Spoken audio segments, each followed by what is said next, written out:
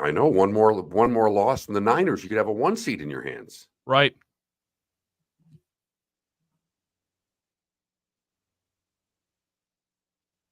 And Philly has their issues too. I mean, there's no perfect team in the NFC or the AFC, of course, but it looked like it was the Niners, and then last night they kind of had their Achilles heel exposed with Purdy.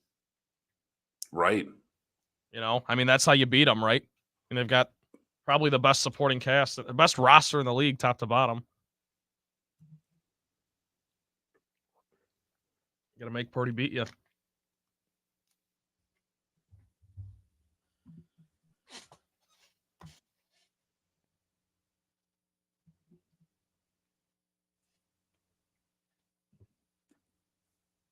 Good morning, Paul.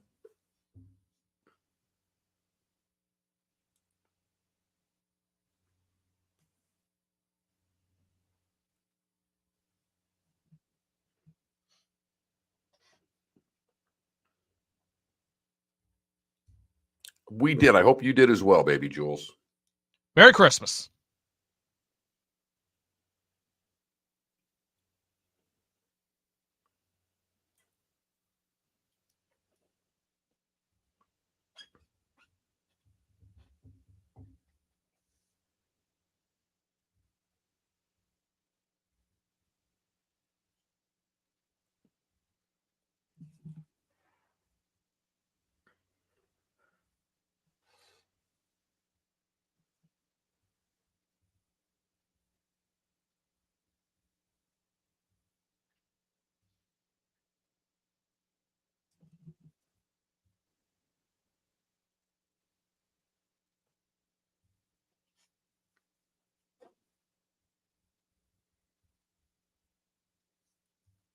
Ambient, I feel for you, but I can honestly tell you I didn't watch one play of that game.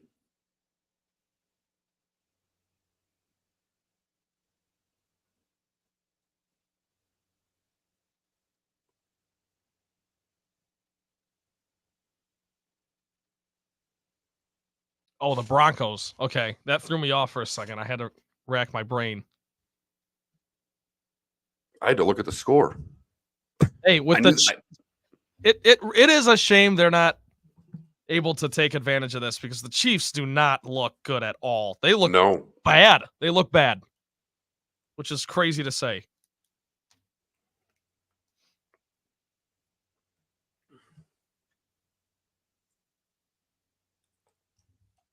And same with the Chargers too, Mark. It's like if one of those teams could have just kind of hung in there, and they still mathematically are, but it's just, I don't know. Even when the Chiefs are down and out, they're not out.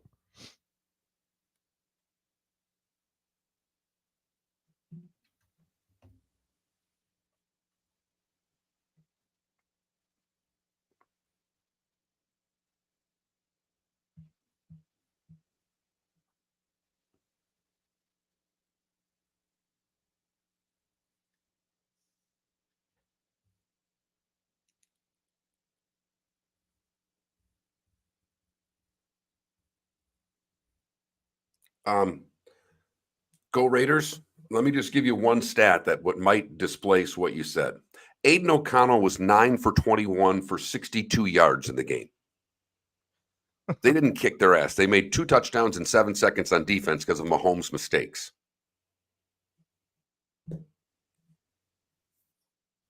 Yeah. Wow. I didn't think about it like that either. Well, yeah, there you go. Here's your game. So that was I got to tell you, when the Lions missed the extra point, I really thought I was going to get that Vikings +3 to happen, and the Lions win. Oh, yeah. Yeah. You would have been real happy.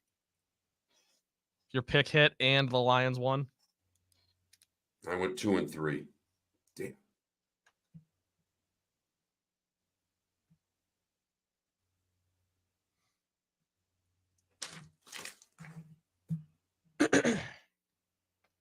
Okay. 10 seconds. All right.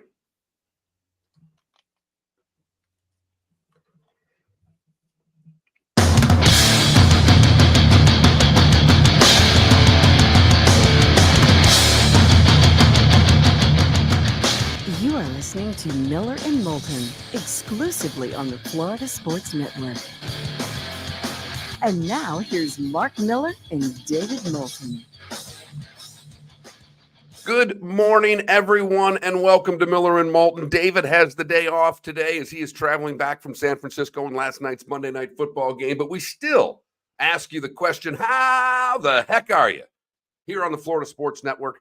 A belated Merry Christmas to everyone. Hope your holidays were great. Hope everything worked out for you and your families as it did for me. And I know it did for Trent Bally, who is joining me this morning in a little bit more active role, wearing his Lions jersey proudly. Did you already order, and good morning, by the way, but did you already order your division championship hat, T-shirt, whatever it is that you're buying? Of course I did. The whole family, we went back to the hotel room, and that was the first thing we did. High-speed internet. We got on there and we made sure we bought everything we needed. Like they had long sleeve shirts, hoodies, T-shirts. Now we didn't get all that, of course. There was a lot to choose from. So everyone got their hats, their T-shirts. And Mark, looks like I might be talking to you about what the Lions could do to win a playoff game at Ford Field. That looks to be the case now as they have won the division. They will host a game. Miami with a monster win in beating the Cowboys. Tampa Bay with a tremendous win in just whooping up on Jacksonville. We'll get into that game a little more later on, as last night the NFL week concluded with 3 games, the Raiders topping the Chiefs, the Eagles beating the Giants, and then Baltimore taking down San Francisco in the finale last night. Baltimore looking very strong in that win. Brock Purdy throwing a lot of interceptions. That's the first wrinkle really we've seen in San Francisco, Trent, now that they had the 3-game losing streak, but they had players out. Since then, they looked like they were world beaters. And last night, Baltimore's defense forcing Purdy to throw all those picks. Yeah. We have a more wide open opinion of the NFL this morning than we did, just 24 hours ago, because I think a lot of people thought San Francisco was the team to beat. I still think they're the team to beat, but Baltimore proved a method as to how to get to them. They had a clunker, and everyone's kind of due for one of those every now and then. But Mark, you're right. The timing of it is what makes it so interesting, because we had finally reached the point where the Niners had their 3-game losing streak, and the Eagles were starting to slide a little bit, but the Niners found their footing again and looked like world beaters. And then lo and behold, I got to give it to Pat Kirwan and you and David all week. You guys were talking about how underdogs are hot on Monday Night Football. Lamar's hot against the NFC, and they mollywopped them, for lack of a better term. And I think you bring up an interesting point that it really comes down to Purdy, and the blueprint's there now. Easier said than done, of course, but if you can get pressure on Purdy and make him beat you, all of a sudden those Niners, the Avengers on offense, little easier to deal with, I guess. That was a great performance last night by Baltimore. They proved a lot to a lot of people going on the road and winning that game.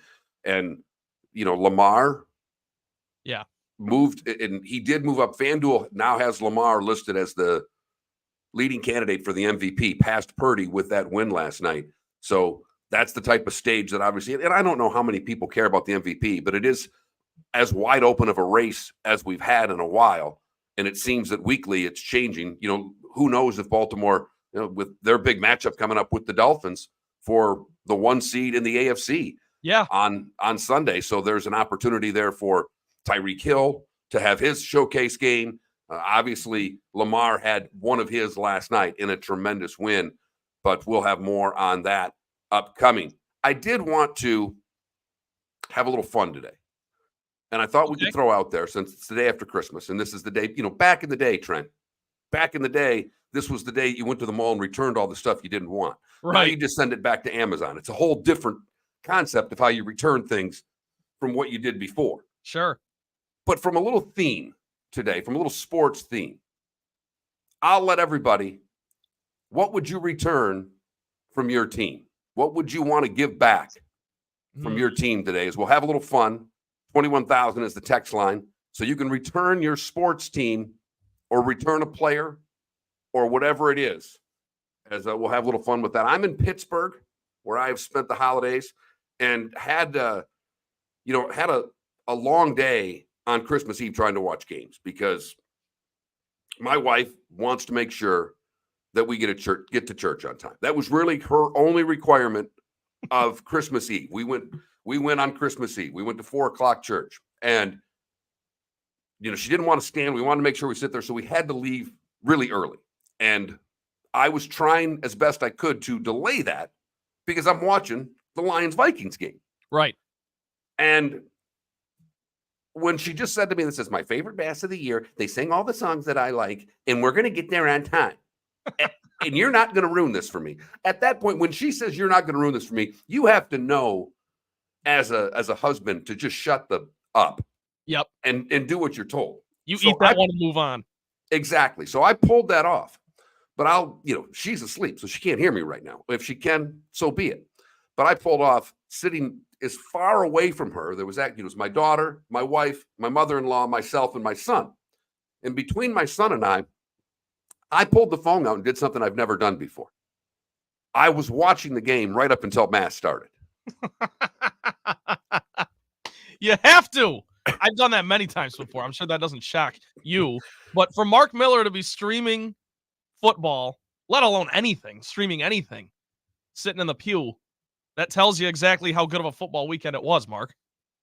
Yep. And so my son thought that was pretty funny. So he and I are trying to watch the game. But again, I didn't see, church started at 4:00. The game was not over with at 4:00. It was close. And then my phone's blowing up. You two are texting. I've got another buddy calling me. And at this point, I know the Lions have won, but I didn't know how. So I want to know from you just how nervous you were, because I ended up watching the end of the game and Mullins throws the pick. You had told me you guys were going to did you go to the same bar that you went to when you lived in Nashville? Was it open? We did. It was open, and it was only open for the Lions game. As soon as the game was over, they let everyone have a drink or two, and then they were shutting it down.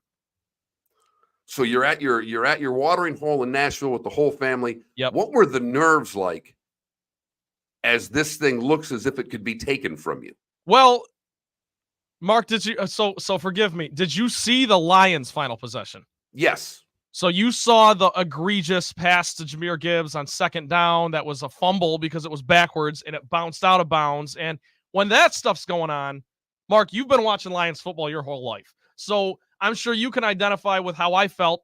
And it was like, oh my God, they're going to do it again.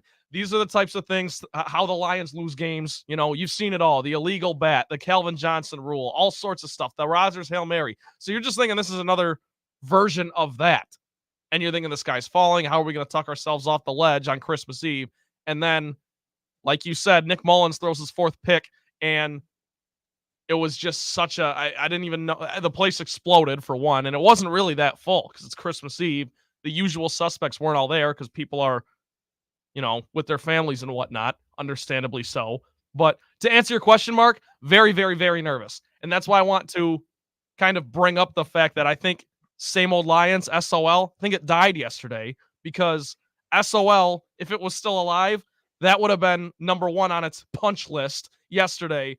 Or not yet. I keep saying yesterday, on Christmas Eve, because the Lions lose that game 99 times out of 100, right? You've seen it. And they were able to get it done. And I'm happy for you. I'm happy for all the Lions fans because I root for them, but I'm not the Lions fan that you are. And you know that. So I was happy. I was really happy for you. I was happy for your dad. I know how much he lives and breathes this stuff as well. So that was great. And I think Dolphin fan, really had to feel this. The Dolphins are they've been the same old Dolphins. They've got obviously a much richer history. We all know that. But the Dolphins have been a team who can blow a game. And we've watched Miami lose so many games. And for the Dolphins to put a drive together after losing the lead to Dallas, after seeming to be in control of a football game and then losing control in the second half as the Cowboys mount a comeback for Miami to win that game and to come down and do it the way they did and run the clock right to the end to kick the field goal. I felt the same way watching the Dolphins game. And it was a game I had to rewatch the next morning because it was Christmas Eve and doing the thing with the family. And so I was just impressed rewatching that game with the moxie that the Dolphins showed to get the horse in the barn as well, because it was they hadn't, everybody was asking, when's Miami going to beat a good team? When are the Dolphins going to take on a playoff contender and beat them? Well, they did. I thought it was a tremendous win for Tua and the Dolphins to show that they can win a game like that. They've blown teams out. They've won the high-scoring game. But to win 22-20, to me, for the Miami Dolphins was huge. For the defense to play as well as they did throughout that game, to keep Tua upright, mixing it up in a lot of different ways. Great run-pass ratio. Everything they did, I was impressed with what Miami accomplished. And I don't, again, to go back to where we started, Trent, this was the San Francisco Invitational when yesterday started. And I know we live in the moment. And so it's easy to just say, well, San Francisco beat. But like you mentioned, there's a blueprint there. If you can pressure Purdy, does this guy? No, he's not going to throw 4 picks every game. Right. But we watched it all weekend. Defenses dominated the weekend, with the Raiders scoring 2 defensive touchdowns. There was all kinds of what did the Patriots score 2 defensive or 1 special teams and a defensive touchdown in 6 seconds or something like that. It was a crazy weekend for defensive football. And to see Miami win a game that was a lower scoring game impressed me. And if I'm a Dolphin fan today, I'm fired up and I'm looking forward to the matchup with Baltimore.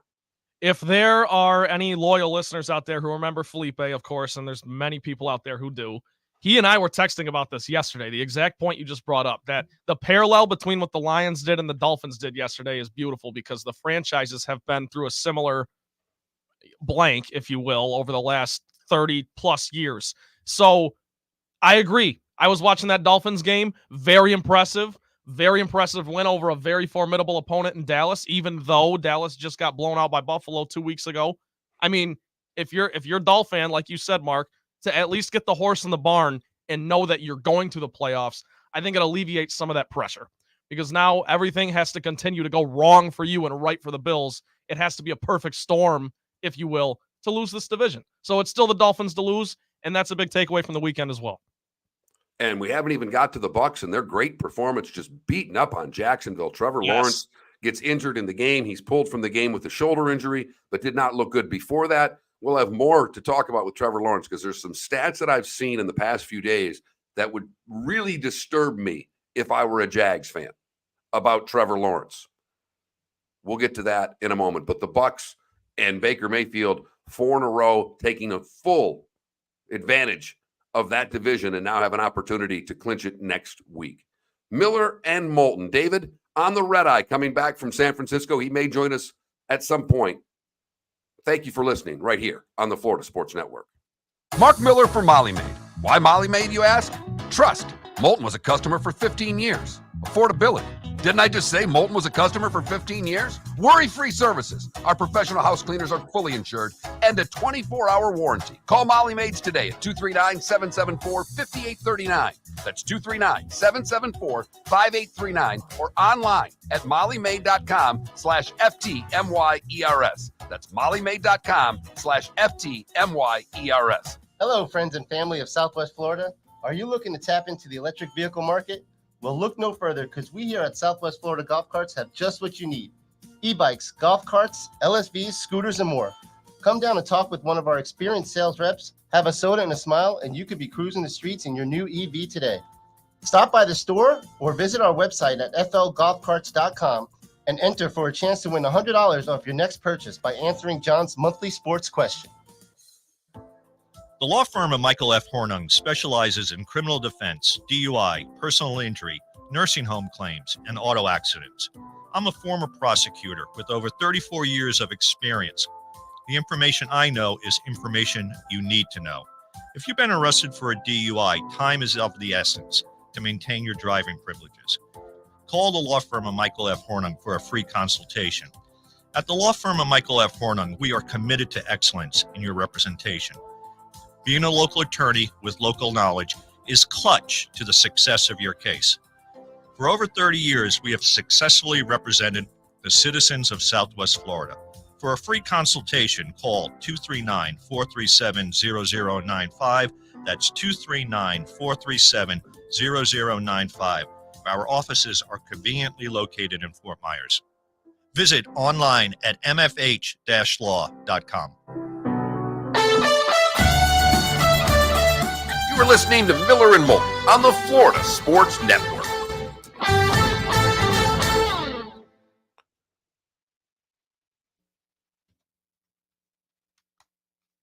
Hey, Trent, two things. Yeah. One, Molly made, we run the 2 spots. We got to get rid of the Christmas spot. Yes. They have a Molly Christmas. I didn't think about that. And you have the new Diamond District spot in and running, right? That I gave you. It's not running yet, but it will be tomorrow. Okay. It's in All there. right. Perfect. Just for whatever reason, it takes a while to get these in the rotation.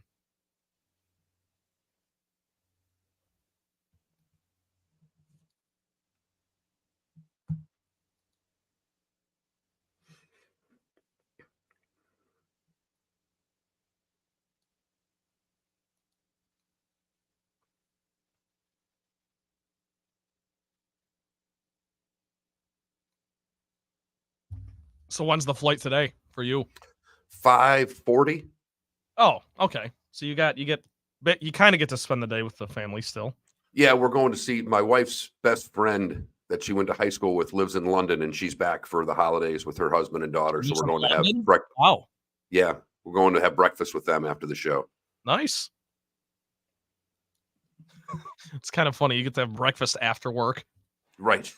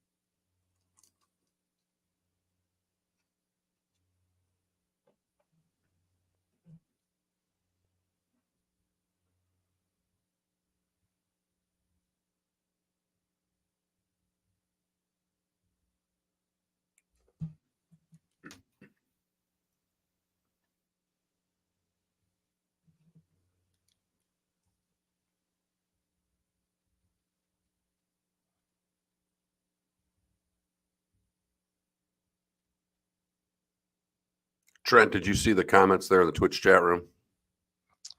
No, I gotta pull that up on my laptop so I can actually read them. It says yesterday's Rear on 1070 had parts of the Twitch commercial breaks on it. Rare but not unheard to hear an F-bomb during the time, so be careful. Also, at times there was silence for 30 seconds or more with no conversations taking place.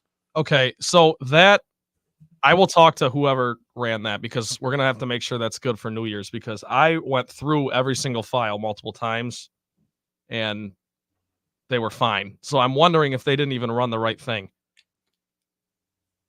But I apologize nonetheless. Not making excuses. I'm just saying I literally listened to it over and over. And the way we do it is we cut it up so that it times out perfectly. So there shouldn't have been any silence, really. But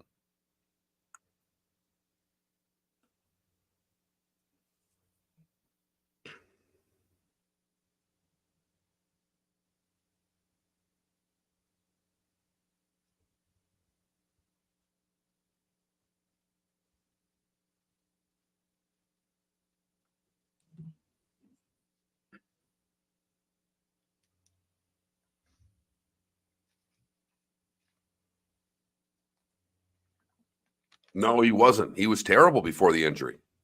I mean, 2 picks led to 2 scores. I had to just use I had to more read and watch highlights for that one because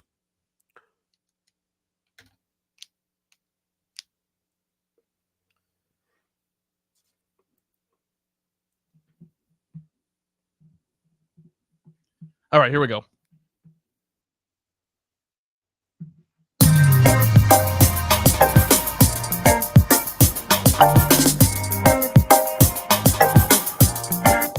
Welcome back to Miller and Moulton, only on the Florida Sports Network. Miller and Moulton. David on a red eye back from San Francisco right now. So Trent and I'll man the ship here the day after Christmas. Thanks for joining us. 21,000 is the text line. If you've never watched the show, you can check it out, twitch.tv/Miller and Moulton, or on our YouTube channel, which is Miller and Moulton. We make this very simple for you to catch the show any way that you want and can join in either via the chat room on Twitch or text whenever you would like, as we had a texter already talking a little Tampa Bay Bucks, and we'll get to that text coming up in a bit. But so I had, this was a working vacation for me in more ways than one. I'm doing a show today. I did the show from Pittsburgh on Friday. But on Christmas Eve, it has been, I don't know, maybe a 5-8 year tradition that I started doing the Feast of the Seven Fishes. It's an Italian Christmas tradition. And my mother-in-law very much wanted me to do that for her. Here, can we do the seven fishes? I said, sure. So it was supposed to be my son, my mother-in-law, my daughter, my wife, and I. My sister-in-law and brother-in-law had a different idea. They liked the idea of the seven fishes and decided that it would be great if I made it for their entire family too. So I spent Christmas Eve basically catering for 13 people. I had to do a 7-course meal for 13 people. It was difficult to watch the Dolphins and the Cowboys while making the meal. That's why I watched the game on Sunday or on Christmas morning. I got up and that was my Christmas, rewatching a football game. Did you get good reviews on the food? That's all that matters. I did get good reviews. There was one dish that I didn't like as well as everybody else did, but I thought 6 of the 7 that we were able to get through. But the fun part about it is there's a tremendous fish shop in Pittsburgh called Woolies. It's down in the Strip District of town. It is a mammoth store. I mean, literally there was a line to get in where we bought everything. So we get through the buying of the fish and get everything, and little things that you forget about when you live in Florida your whole life. Like I'm thinking I've got to get ice in a cooler to put all this in to carry back. It was 30 degrees outside. You just put the food in the trunk. I mean, these are things that I completely have forgotten about spending 25 years in Florida that you can get away with. But the fun part was after we did that, my son's was a big Mac Miller fan, rap artist that passed away a couple years ago. And he's from Pittsburgh. So Jake very much wanted to see, there's a mural that they did of Mac Miller. So that was the one thing. He'd never been to Pittsburgh before. He wanted to check that out. And to drive there, it just safe to say that the Mac Miller mural was not necessarily in the best end of Pittsburgh. So my 79-year-old mother-in-law basically driving through the hood of Pittsburgh to take my son to see this mural was absolutely fantastic and made my entire day. That's great. And I'm just glad that Jake got to see one of his heroes in all his glory. I'm sure it was is it like colorful? It was very colorful. It was very cool. I mean, obviously a lot of graffiti on it and stuff like that. People written things, but it was, he wanted to get a picture by it. We did that. So and then took in the Steeler game, and the Steeler game was wild because I think people were angry going in. They were not expecting a win. And Trent, I'm sure you can relate to that as a fan base being angry. And it looked as if, and I had been told, listening to local radio, and my brother-in-law told me that they're really angry with Mike Tomlin. Yeah. And obviously with Pickens as well. It was, not throwing the block, and then Tomlin not really throwing him under the bus had people angry. But man, when the player who's the GOAT the week before becomes the hero that early, it is amazing to watch the atmosphere in a building change, because that stadium was electric all day long. Yeah, it's the old cliche of winning cures all, right? You start winning, really especially in a city like Pittsburgh. And the funny thing is, Mark, so I like you, oddly have family in Pittsburgh, from Pittsburgh, whatever. And I've been talking to them about this too, and they are on the same page. It's fire Tomlin. He's been here too long. He's overstayed his welcome, whatever. And I'm sitting here like as a Lions fan who can't emotionally understand what they are going through, because the standard for my franchise is so different than the standard for theirs. I'm like, he's never had a losing season. And here we are, Mark. He's got a golden opportunity to yet again have a winning season. And I'm sure our listeners are probably interested to get David's take on this, because he has been the one yelling from the mountaintop that Mike Tomlin's out, whether it's him who wants that to happen or the Rooneys or what have you. But Mark, you're exactly right. I mean, it's funny how fast things flip, especially with a fan base like Pittsburgh. And it's cool that you were there to see it happen in a divisional game, not necessarily the game that you hoped you'd see when you got the tickets. You thought you were seeing Burrow, your boy, against, you know, a pretty good Steelers team that was favored to maybe do something in that division. But nonetheless, pretty good game, and I'm sure everyone was happy walking out. Everyone was fired up, chanting Mason Rudolph's name. That was the part that just cracked me up. And then that leads everybody yesterday at Christmas dinner, Mason Rudolph, is he going to be the starter? No, he's not going to be the starter. My wife's cousin, who's the best football fan of the family, just simply says, he did get beat out by Duck Hodges a couple of years ago. So everybody needs to slow down on the Mason Rudolph trade. But it was true. I mean, it is one of the great places to see a game. Pittsburgh is a lot of fun to go to a football game, particularly obviously when they win, it's always better. But a great atmosphere at the stadium for that one on Saturday, getting the weekend started with what was a really good football weekend.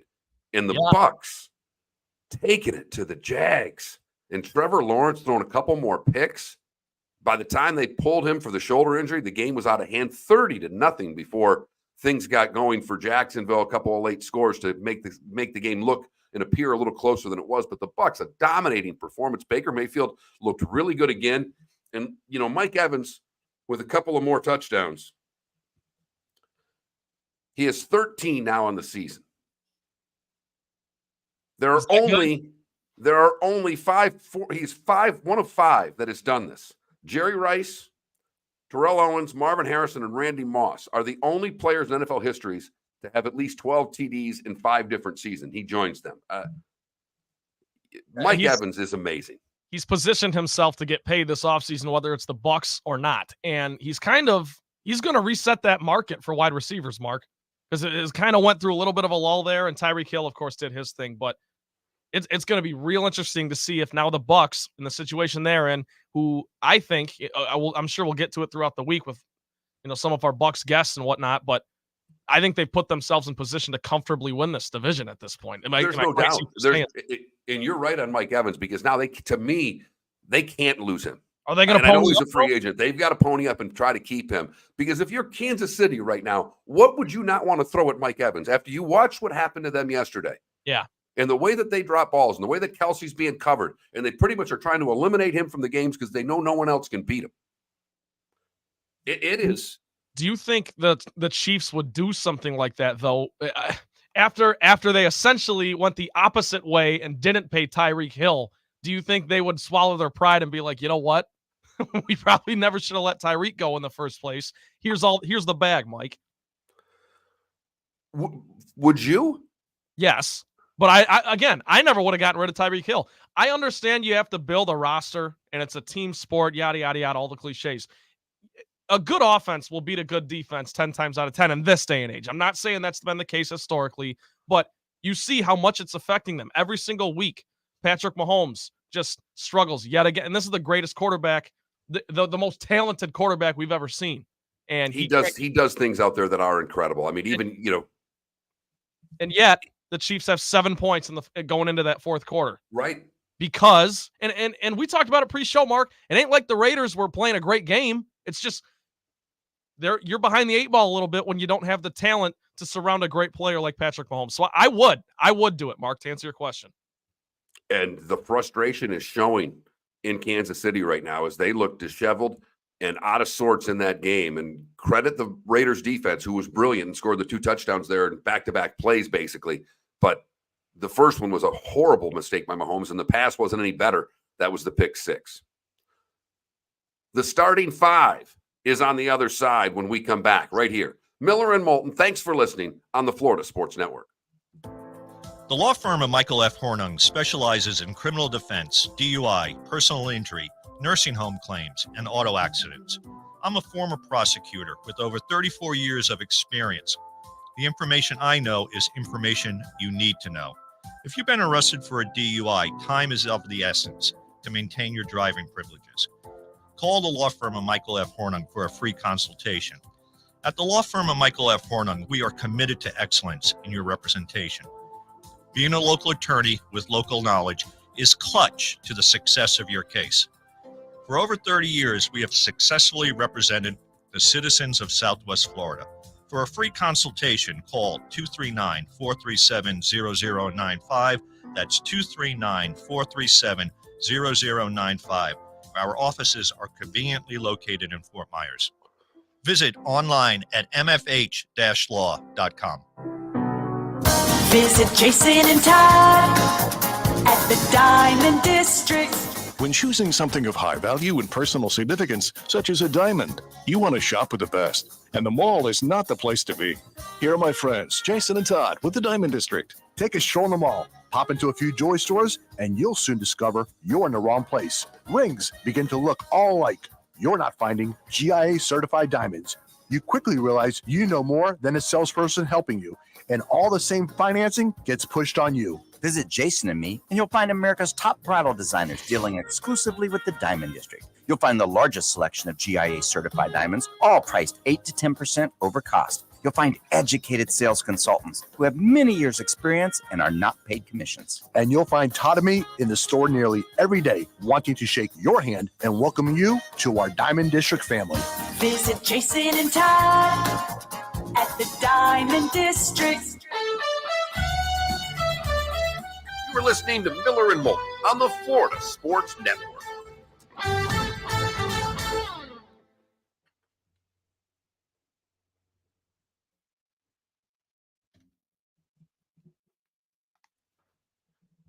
Boy, there was a lot of those offside calls yesterday or over the weekend. I saw one. They called one in Detroit. Yeah. Wasn't there another one in that Chiefs Raiders game? Yep.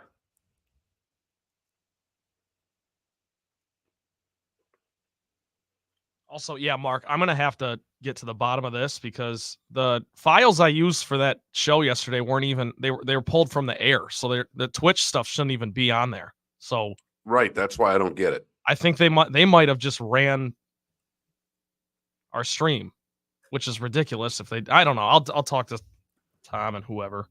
Okay. But that's irritating because it's, I mean, we not to mention we could get in trouble for something that's not our fault.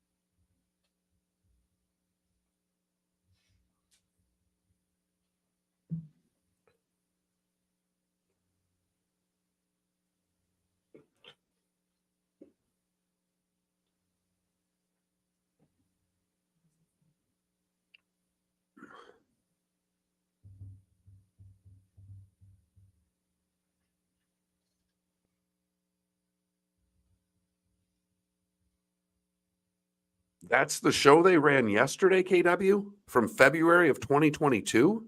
Yeah. So Clearly, that answers our question.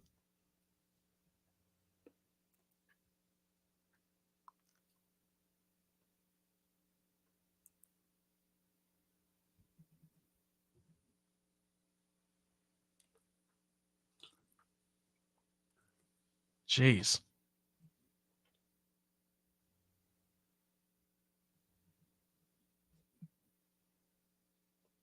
Well, we're running another best of on New Year's Day, so hopefully.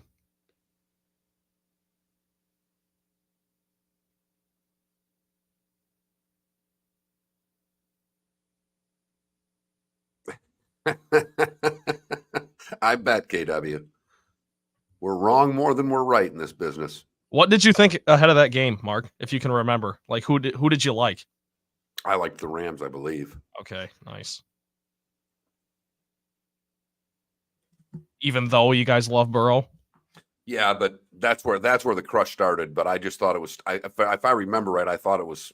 The stars were lined up for Stafford. I thought the Rams were going to crush them though, and they didn't. But beat them nonetheless. I thought that game was going to be a blowout.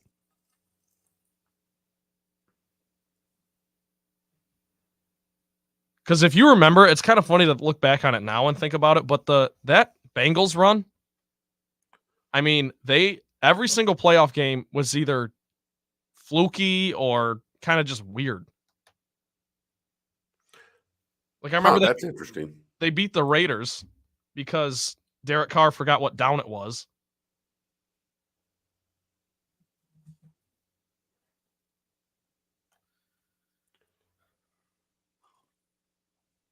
All right, here we go.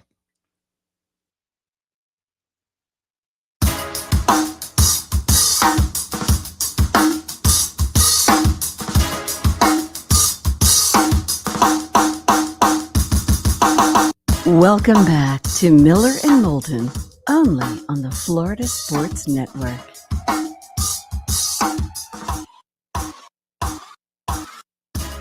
Miller and Moulton. Hope you had a great Christmas. Hope Santa was good to you. Hope you got everything that you wanted, deserved, and your family had a wonderful Christmas.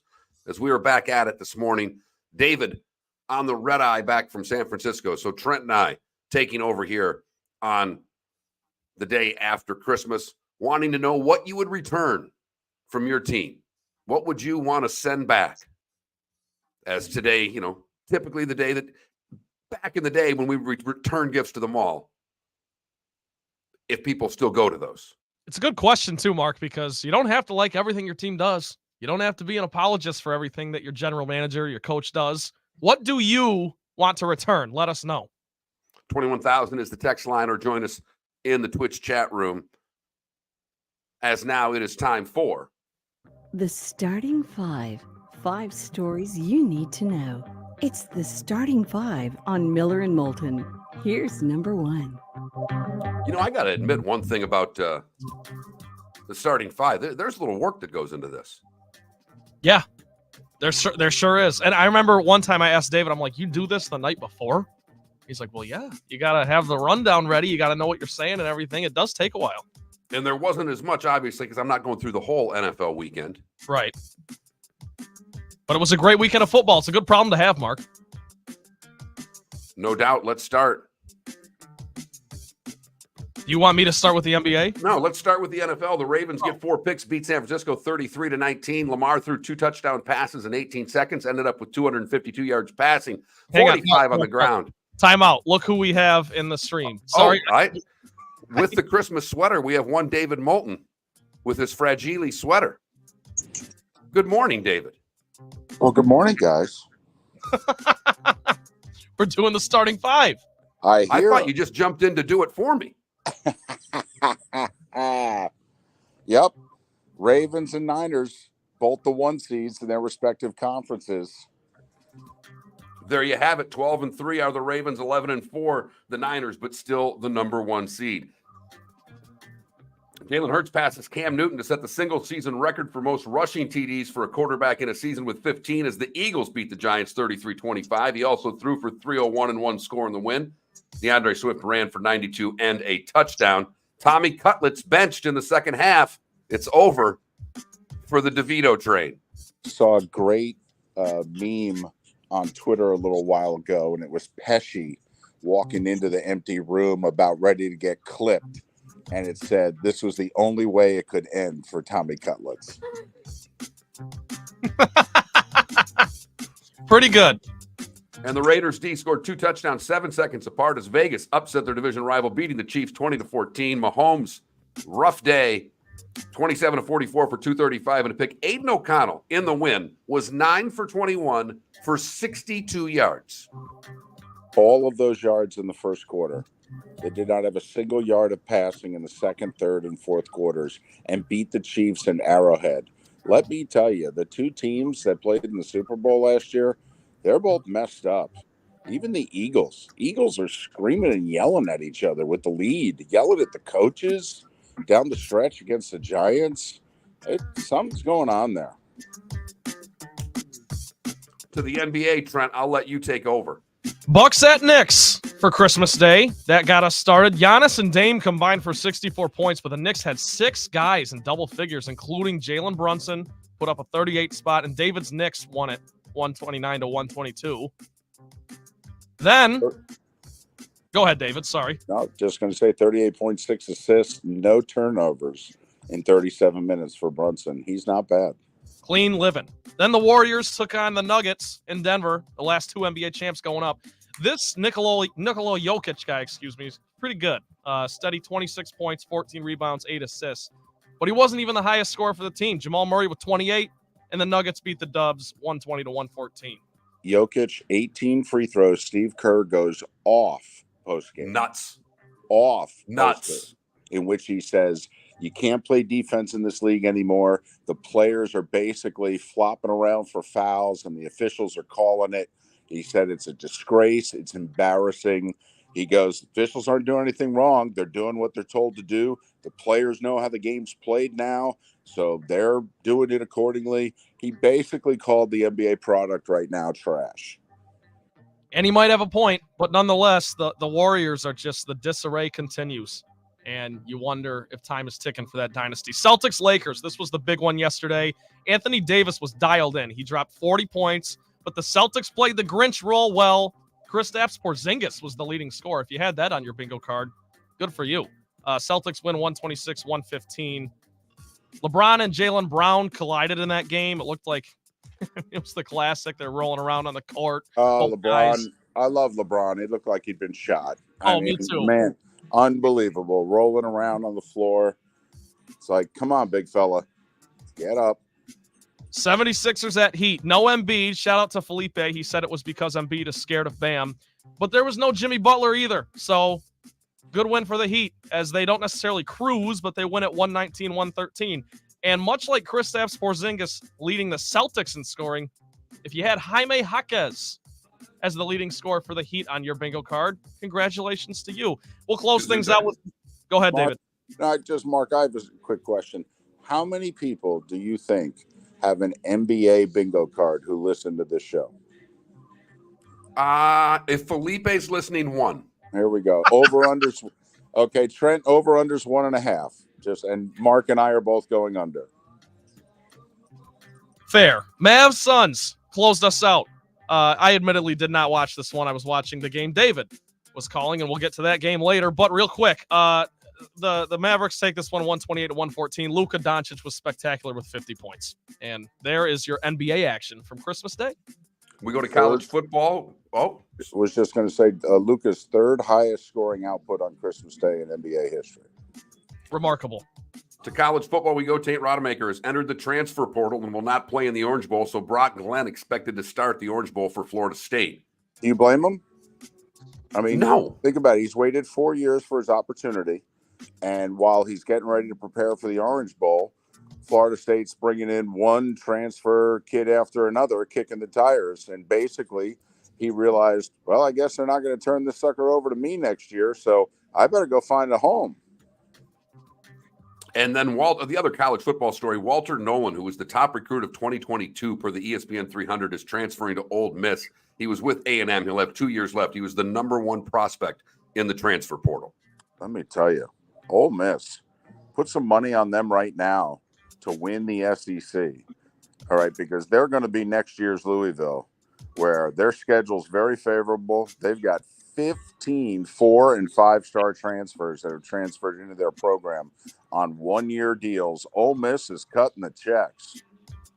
And FAU in college hoop moved up to number 7 in the AP poll after their win in double overtime against Arizona. Purdue remains number 1, Kansas, Houston, Arizona, and UConn rounding out the top 5. And finally, we go to baseball. Seattle signing catcher Mitch Garver to a 2-year, $24 million deal. He spent the last 2 years in Texas. Great win for FAU. They were down 14 in the first half, 6 at the break, 1 in double OT. Probably the game of the year already in college hoop. It was, the overtimes were terrific. I caught it a little late, and you're right, David. That was a big win for FAU. Nice to see it. And FAU Saturday will be in Southwest Florida facing FGCU. I don't like FGCU's chances. I'm going to go on the record right now. Well, I think that's a pretty safe bet, David. And that, as David would say, at 13 minutes before the hour was. That was the Starting Five every weekday morning at this time on Miller and Moulton. So where the hell are you right now? I am behind gate C10 in the Dallas-Fort Worth terminal, and I've got this whole section of myself. I'd say about 50 or 60 feet away. There's about 6 people sitting there. And so, yeah, I've had a maintenance worker kind of walk by, look at me like, what the heck are you doing? But so I've commandeered a private place. Excellent. Well done.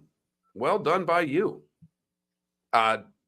So you traveled on what? Christmas Eve day? Yeah, I spent all day Christmas Eve traveling. Got into Frisco about 6 o'clock Frisco time. And I was in San Francisco 30 hours and got on a midnight red eye, essentially. And I'm in Dallas. And then the next plane that I'm on takes off in an hour and a half. So we have a little chance to chat with one David Moulton in between flights as he worked last night's Monday Night Football game. Boy, oh boy. We had joked around that it was the San Francisco Invitational, and they looked to be the class of the league, David, until last night.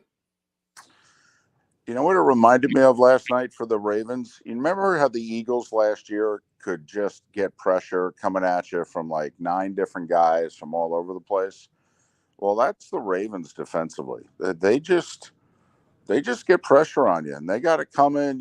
Kyle Van Noy comes off the bench. He's got 7-8 sacks. I mean, they bring Clowney in situationally. And, Mark, you combine that with 3 Niners offensive linemen going down with injuries during the game. And Lamar was amazing. And he used his legs to extend plays. He only had the one big scramble, but he used his legs to, hit checkdowns. He used his legs to hit his, third read. He was great. And the Niners were around him all night, and he just swatted them away like flies. And, I will say, I do think the Dolphins' speed at receiver, that they can attack the Ravens secondary. And mid-fourth quarter, Kyle Hamilton, their all-everything safety, went down with a knee injury. Pay attention to that. But, the game is going to be pretty simple, Mark. Dolphins O-line's got to hold up. If it holds up, I think they can cause some real damage. And then, good luck going after Lamar. Well, it was something that Pat Kirwan talked about, and he'll be on the show later this morning. But Pat talked about it last week, all the different Ravens with sacks, how many different players on that team have a sack. And you are right that they just keep coming with waves, it seems. And as you mentioned, you start losing linemen the way the Niners did. It's a tough spot for anybody to be in, and have to pay attention to how lengthy any of these injuries are, because the only other little losing streak they had is when they had a couple of injuries. So we'll see how this goes for the Niners going forward. The other thing that's very noticeable about the Ravens guys is this offseason, how much they upgraded the people around Lamar. And Odell's a bit player. I think he had 1 catch for 6 yards, although it was a key first down catch to move the chains on a touchdown drive. but Zay Flowers is a real weapon. The tight end filling in for Andrews, 80. He's big, he's strong, he's fast. I mean, the personnel around Lamar is probably, I don't even think probably, it's the best it's ever been. It will surprise the heck out of me if this team flames out in the playoffs. Well, and I think the point you made earlier is that, and I don't know if it's Moncton being there, but Lamar extending plays to find second and third receivers as opposed to just not having the first receiver and taking off running. Yes. That changes everything to a defense. And that's what Mahomes does. And I know he didn't play great yesterday, but that really, Mahomes doesn't run first. He tries to use those escape lanes to find players. And when Lamar does that, the defense is so disarrayed that you really take advantage of it. Well, I thought Troy Aikman made a good point in which he said when Lamar leaves the pocket, the Ravens receivers continue to run their offense. It's almost as if they have a scramble offense. And so it's very organized out there. When Lamar leaves the pocket, he then continues to look for his receivers because they know what to do. And imagine being a linebacker. Like you're Fred Warner. Lamar starts to leave the pocket. So you go after Lamar. And then the running back who was helping Chip and provide blocking, he just kind of, sachets out into the flat, and Lamar finds him. And you're Fred Warner, you turn around and you go, I'll be damned. And there's a running back going for 20 yards with the ball because you had to make a choice. Do I continue with my guy or do I go get Lamar? Well, you go get Lamar. And you have to. And right. You think about that. They've already played defense for that point for several seconds, and they've done everything right. I mean, that's the part. When the quarterback's escaping, the defense has obviously played the play the correct way. Right. And with Lamar, the play's never over. He only really took off on one big scramble, late first half, and he scrambled for about 30 yards. Fred Warner had him, and Lamar faked him out of his shoes. And that doesn't happen to Fred Warner very often. Out of his shoes, David. I mean, that was brilliant playing. And Lamar now is the leading candidate for the MVP, according to FanDuel, jumped up to the best odds. Although 3 weeks in a row that the favorite for the MVP then performs poorly and gets beat. So if you're a Dolph fan, hey, could happen to Lamar next. Why Molly Maid, you ask? Trust. Moulton was a customer for 15 years. Affordability. Didn't I just say Moulton was a customer for 15 years? Worry-free services. Our professional house cleaners are fully insured and a 24-hour warranty. Call Molly Maids today at 239-774-5839. That's 239-774-5839 or online at mollymaid.com/FTMYERS. That's mollymaid.com/FTMYERS. Visit Jason and Todd at the Diamond District. 20 years ago, Jason and I had the idea for a jewelry store like no other, with a vast selection of certified diamonds priced 8 to 12% over cost. A team of individuals who are educated, driven, and believe in cultivating relationships. Today, we have become one of the largest independent jewelry stores in the country.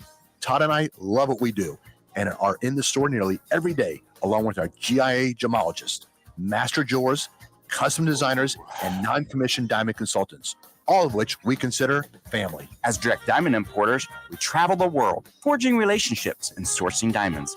What we love most about our business is that we can call Southwest Florida our home. If selection, value, and comfort are important to you, give the Diamond District an opportunity.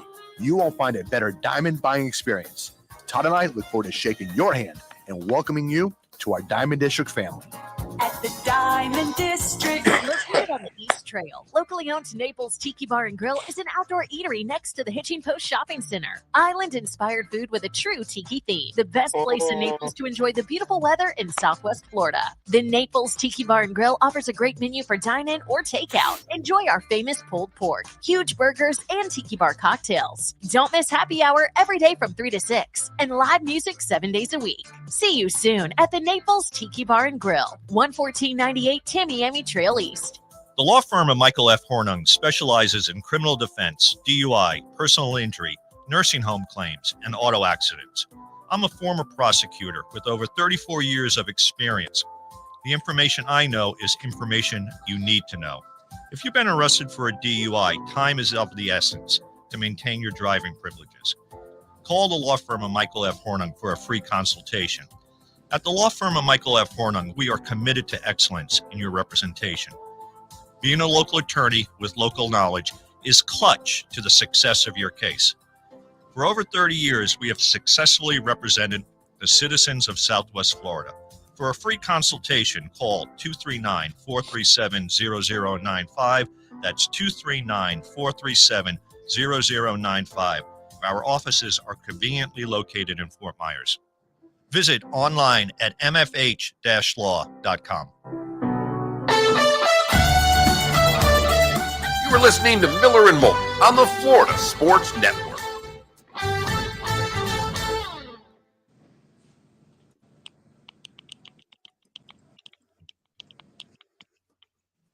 I imagine that airport's just a ghost town right now, David. Yeah. I mean, it's 5:57 a.m. here, and it's a big airport. So yeah. Well, Trent, how was Nashville? It was excellent. Quick turnaround, but lots of fun for obvious reasons. It was a great time. So I told the story on air, David. So we had to get to church early because, we have to get to church early. We went to 4:00 mass. So we were supposed to leave at like 20 after 3. Eve wants to get out the door. And at one point just said to me, "This is my favorite mass of the year. Don't ruin it for me." Yep. So shut up and go to church. Right. So the order was in the seats was Maddie, my wife, my mother-in-law, me, and then Jake. Between Jake and I just put the phone on the Lions game and sat and watched the third. Sure. Yeah. Okay. I'll sit there quietly. Yeah. Get up when you're supposed to get up. Get down when you're supposed to get down. Yeah. Right. Once church started, I turned it off. I wasn't going to get in trouble doing it while mass was going on. Although I got to hand it to the guy who did that's the fastest Christmas mass I've ever been to in my life. We were out in like 53 minutes. I'm like, you are the man. That's outstanding. That's a guy knowing the room. They're only here once a year. I'm going to give him a quick sermon. That's a guy who wanted to watch the Cowboys and the Dolphins right there.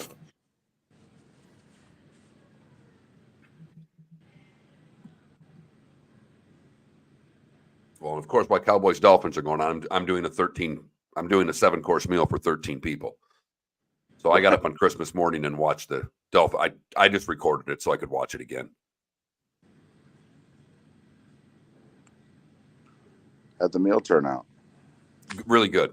I did well. All right. Did your Christmas gift plan go over well? I won. You won. Okay. I won Christmas. All right. I think your wife did, but that's okay.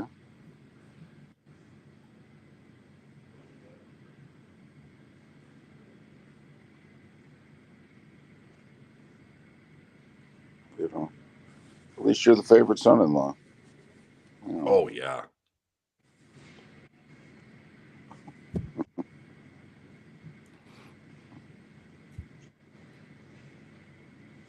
I can't wait till Trent brings that little girl from Appleton, Wisconsin, and her family. She's sitting there on first Christmas watching the Lions and the Packers game. She's in her Packers Favre jersey, maybe a Rodgers jersey. Not looking forward to it, David. It's bound to happen, man. It is bound to happen.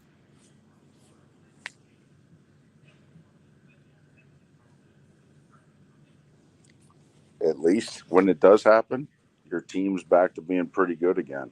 I was going to say, we're one step closer to maybe managing it better when it happens, because my team is finally starting to do something for the first time in my lifetime. How about the Tampa Bay Bucks? How about Baker Mayfield and the Tampa Bay Bucks? Here we go. Pay the man his money.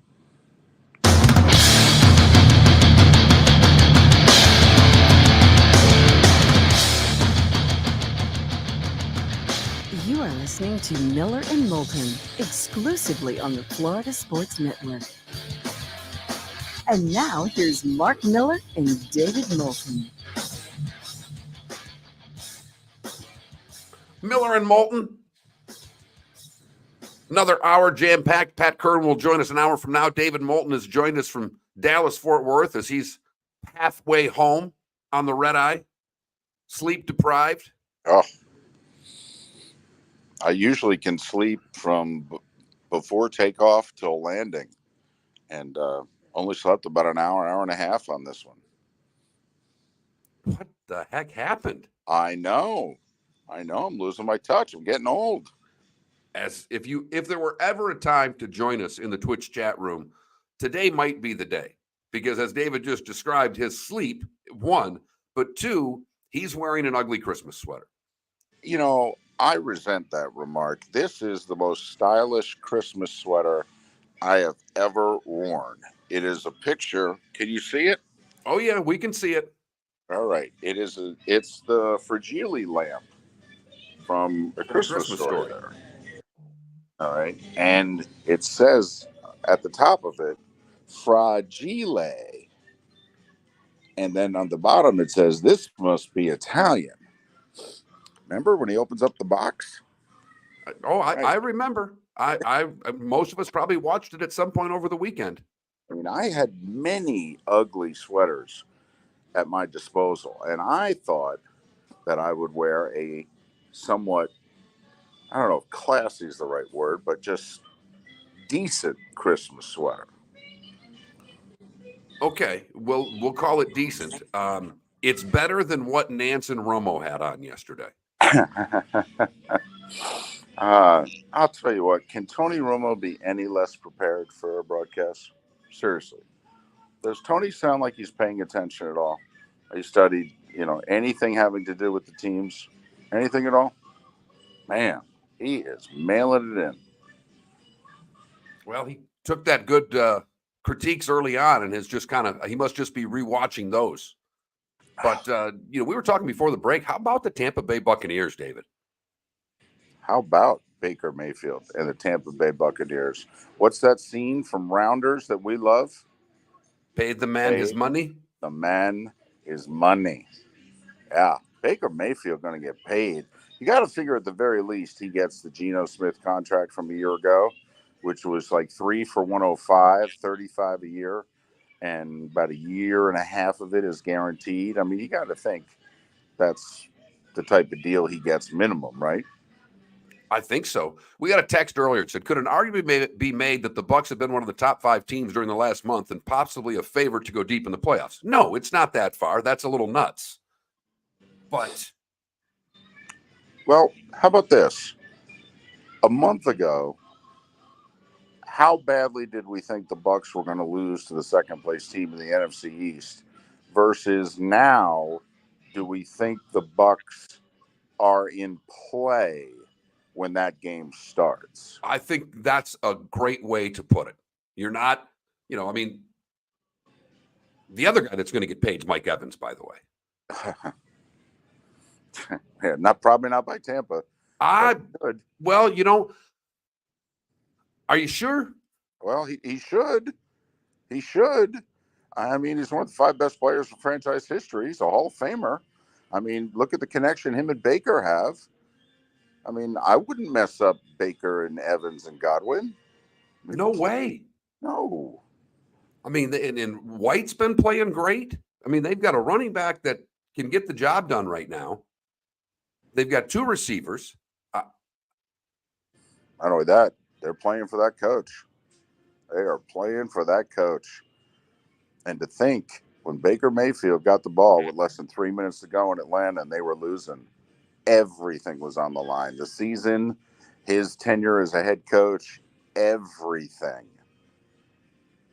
And Baker ends up taking him down the field, throws that nice soft pass to Otten in the end zone for the touchdown, and they hold on and win. And, well, I mean, if they win this weekend, it's over, right? Yeah. Yeah. They win the South if they beat the Saints. Correct. Yeah. I mean, when they were 4-7, if one of us had come on the air and said, guys, I've seen the future. Tampa Bay is going to have this division wrapped up before week 18. I brought this up earlier, but David, just, because I know you're crushed on Mike Evans.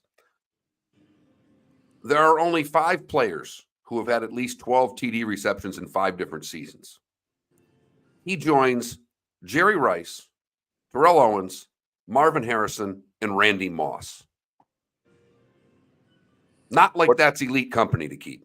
What part of that list doesn't say Hall of Famer? Thank you. And maybe because he's played his whole career in Tampa, but someone on a national show brought it up and was not saying that Mike Evans is a Hall of Famer, and I just kind of laughed because you haven't watched.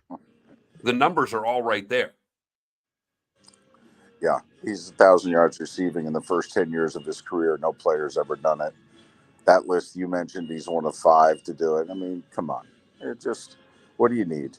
Oh, by the way, he was the number 1 receiver and a Super Bowl champion. I mean, come on now. I mean, he's got everything. But on the other side of it, the Jags.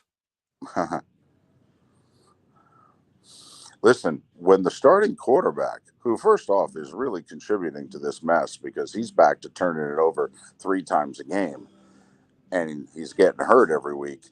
But when he says afterwards, we are stuck, we are in a rut, that ain't good.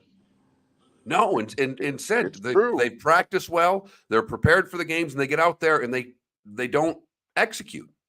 That's a problem.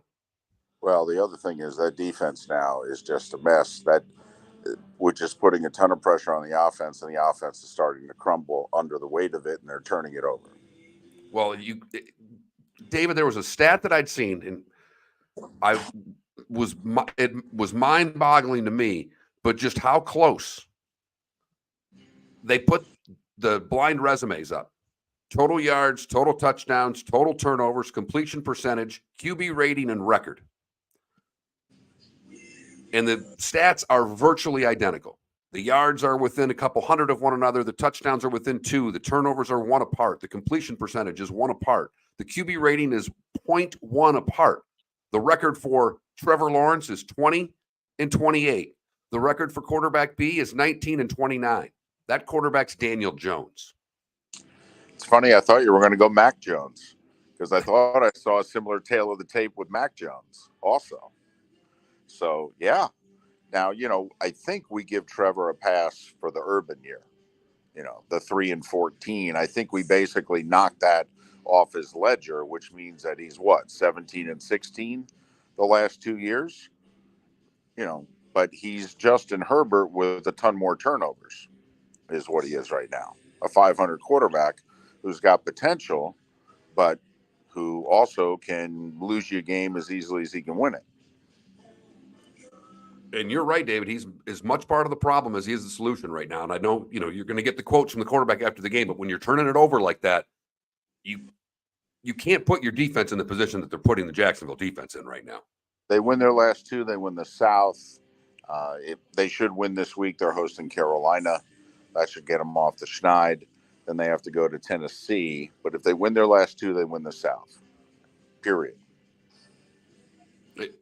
Easier said than done with the way they're playing right now. No doubt. No doubt. It's the opposite of last year, Mark, when they did what? Won their last 6. Right now, they're looking like they might lose their last 6. And I've already talked to Little Dolphins, but I do want to get your take on that with Miami, because winning the game the way they did, David, impressed me. They've had the ability to outscore teams and to have to come from to lose a lead, to have to play a more defensive style football game and win. Kudos to Miami for their win against Dallas. Yeah, and I don't know if those are 2 championship fighters, if you know what I mean. Mark, remember the heyday of the heavyweight division? Or if you want to go in the 80s and 90s, the middleweight division. I mean, maybe those are the 3rd and 4th ranked contenders for the title. And they just gave us a hell of a fight. Don't know if either guy is capable of winning the belt, but that was a hell of a fight we got to watch, and close decision. One guy wins the last round and he wins the fight. Okay, cool. Will he get a shot for the title? Yeah, he'll get a shot. We'll see whether or not he can win it. That's the first time he had won a fight against a top 5 fighter in his division. All right, cool. Now, going to Baltimore, it's right there. And fortunately, there's a strong chance that with Kansas City losing, that the Dolphins, if they can somehow win the East, would be no worse than the 2 seed. But, we'll take first things first. Baltimore. And they got Dallas. So now they get an opportunity with Baltimore. And hey, the one thing, regardless of how badly they beat the Niners, you still, when you play the Niners, it's a physical game. And I do think there's part of that will, be to the Dolphins' advantage.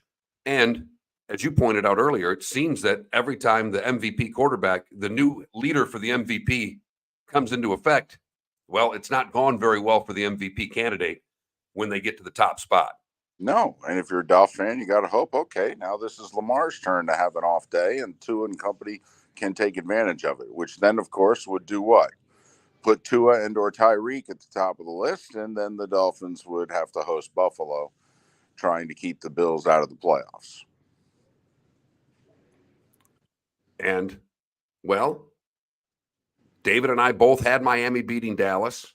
I said that Miami is going to beat Dallas and Baltimore, and the division will be over by the time the Bills come to town. They're halfway there. I like the fact that McDaniel ran the ball. I like the fact that they showed patience. I thought they showed maturity as a team. They showed poise. That was a very bad pass interference penalty, I thought, on that drive. But, they fought through it, and that's what you have to do. Well, and just being able to run the ball for the first downs, to run the clock out so they didn't give Dallas another opportunity when kicking the game-winning field goal showed me a toughness that I've not seen out of Miami teams in a long time. Like you said, they were running the football, but they were able to get a couple of first downs there and go with the big back instead of Mozart there and just, hey, we're going to work here, we're coming. Stop us. And they couldn't. How can they put those other uniforms on ever again? Seriously. How could you wear any other uniform but that one? If I'm the players, I'm just like, they could find us. I don't know what to tell you. We're wearing these. The other ones suck. Miller and Moulton trying very hard not to suck on the day after Christmas. Thanks so much for listening. Back with more in a moment right here on the Florida Sports Network. Mark Miller for Molly Maid. Why Molly Maid, you ask? Trust. Moulton was a customer for 15 years. Affordability. Didn't I just say Moulton was a customer for 15 years? Worry-free services. Our professional house cleaners are fully insured and a 24-hour warranty. Call Molly Maids today at 239-774-5839. That's 239-774-5839 or online at mollymaid.com/FTMYERS. That's mollymaid.com/FTMYERS. The law firm of Michael F. Hornung has successfully represented the citizens of Southwest Florida for over 30 years. As a former prosecutor, the information I know is information you need to know. If you've been arrested for a DUI, a criminal matter, or involved in an auto accident, call the law firm of Michael F. Hornung.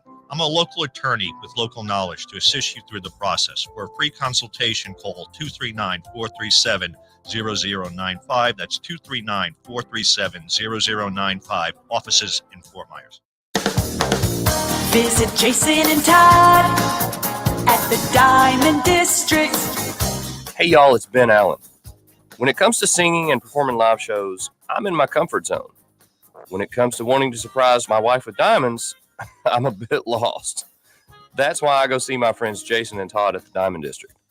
Jason and Todd helped me blow my wife away when we got engaged, and I've been applauding them ever since. If you're in the market for diamonds this holiday season, Southwest Florida has been giving Jason and Todd a standing ovation for over 20 years. Go see them and let Jason and Todd know that Ben Allen sent you. Thanks, Ben. We're proud of you and your accomplishments and thrilled that you are part of our Diamond District family. This holiday season, visit Jason and me at the Diamond District. We look forward to shaking your hand and welcoming you to our Diamond District family. Visit Jason and Todd at the Diamond District. You were listening to Miller and Moulton on the Florida Sports Network.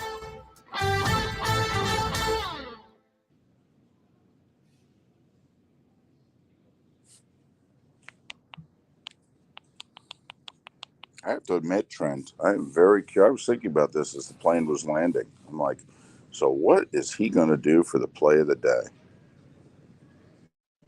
Well, Man, oh man. No, yeah, don't tell me. okay, Don't tell I me won't. because But you there, got. there was a lot to choose from. Oh my goodness! I thought you might ask for more time. You might have 3 or 4 of them. I actually was going to ask you guys if I could run 2, but I didn't. Oh, you can. Well, I don't have time now to cut anything else up. But maybe I can for the third hour. I can do a play of the day in the third hour. Well, we got Pat for the first 2 segments. Right. And then we're pulling we're gonna re-rack the 6. I like it.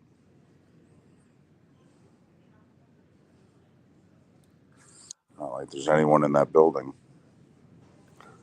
Exactly. Well, and by the time there is, they won't have heard the 6 o'clock hour.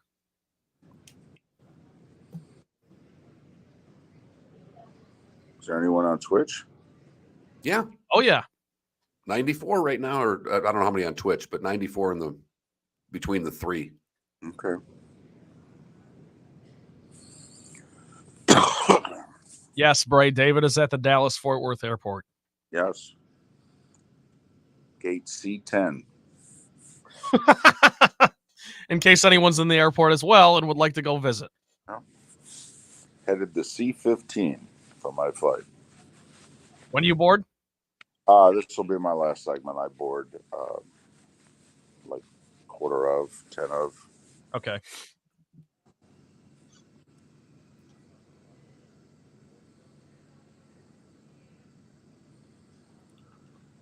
Whew.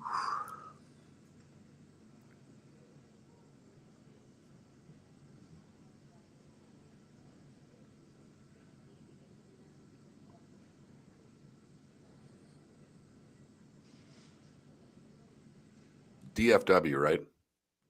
DFW, correct. Dallas Fort Worth.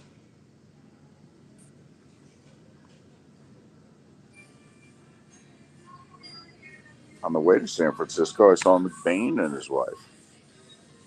Oh yeah? Who'd have thunk that? You'd run into somebody in an airport this big. We had lunch together. Oh, that's great. Yeah. I was inhaling a meal before the second flight, and they walked by, and I just yelled out, "Hey!" In my very shy and retiring way. No, Wes. David took the red eye home, so he's just joining me for a couple segments today. Sorry. It was either that or he didn't get home until sometime I after wouldn't midnight. Yeah, I would have landed at 11:30 and walked in the door at 12:30.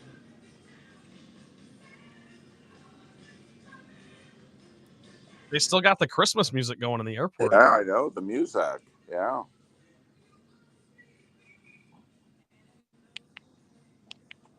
Hey, I'm interested to hear your guys' opinion on this. So when Nick Mullins was I think it was after his second pick. And if you watch the game, I mean, he looked terrible leading up to it as well. And we were all kind of looking at each other, my family and I were like, I hope to God they don't bench him and put in Josh Dobbs, because Josh Dobbs is mobile, and I think he would have actually given the Lions more of a game. And it ended up being a close one, is what I'm saying. So If you had gotten beat by Nick Mullins, the defense would have rested. Yeah, I know.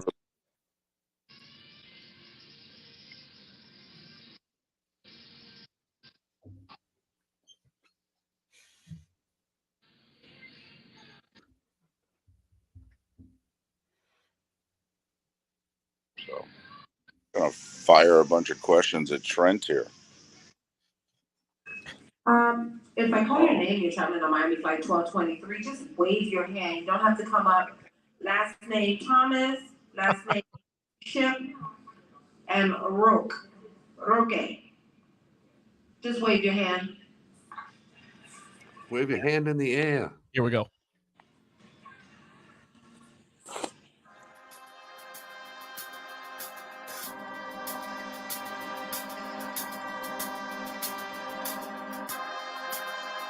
You're listening to Miller and Moulton, only on the Florida Sports Network. And now, here's Mark Miller and David Moulton. Miller and Moulton coming at you from all parts this morning. I'm in Pittsburgh. David's joining us for a couple of segments from the Dallas-Fort Worth Airport as he's taking a red-eye back from San Francisco. And Trent's in the studios back in Southwest Florida. So we are coming at you from, again, 3 different places. As someone sent a really nice text, thanks to you guys for working when no one else will. I just said it's what we do. We don't really know anything else. It's fear of not having a job the next day, maybe by part of it. I don't know what the reasons are for us, but I think it's more fear than anything else. But David and I work. It's what we do. And the wrath of Pat Kirwan. You cannot endure it too often. And, apparently back in 1979, we took a day off. And, Pat gave us a hard time, so we made sure that we've not taken one since. 6:44, he sent me a text this morning. Are we on today at 8? I'm like, yes, please. Hey, since I'm crashing the party here, can I just fire a couple of questions out there? Absolutely. So I'm assuming you guys did this off the top of the Campos, show. Rodriguez, Uh-oh. please reach Uh-oh. out. Campos, Rodriguez, and Belize, please reach I out. can't mute David. I don't have control over that. So I could roll with the punches. And I don't know, there's a button that I think I could press, but I'm afraid of, disconnecting me. No, you're good. Fire away. But that's in case you thought we were lying about me being in the DFWC terminal. Okay. I hope Mr. Rodriguez gets his boarding pass. So, Trent, did you cry when the Lions won? Here we go. I did cry. Not as much as I thought, and I think a lot of that had to do with the fact that I was so dehydrated from drinking nothing but you know what all day. But I did, yes. My face erupted as soon as the pick happened. And it was a very special moment. And Mark, I asked because I remember the first time that the Giants made the playoffs in my lifetime. I was 16. They beat the Cowboys on my 16th birthday. And the next day, the Jets had to beat the Packers in order to get the Giants in and to get themselves in. And they did.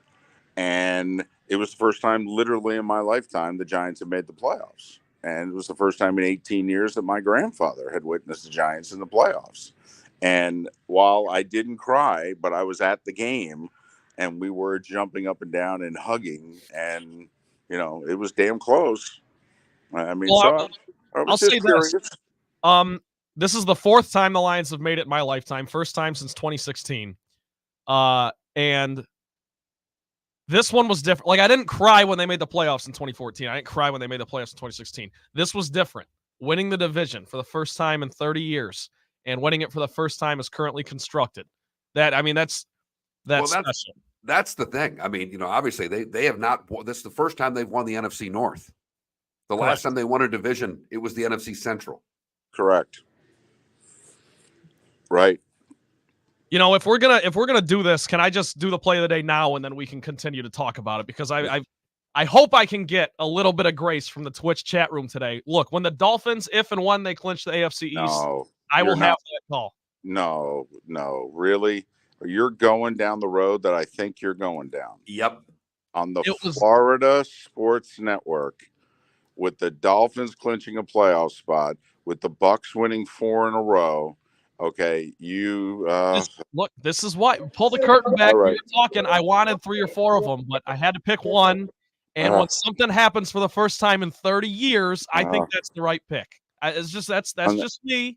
But Mark, do you get the sense he's auditioning for a job on the Michigan Sports Network? There's never been a doubt in my mind with that. I think that might be the long range goal for Trent. And when you give a kid a segment and you tell him it's his, these are the risks that you run. At least it's not a WNBA highlight. Promise. So it will be worth it. Here we go. Vikings quarterback Nick Mullins threw 4 picks. Hit the tape.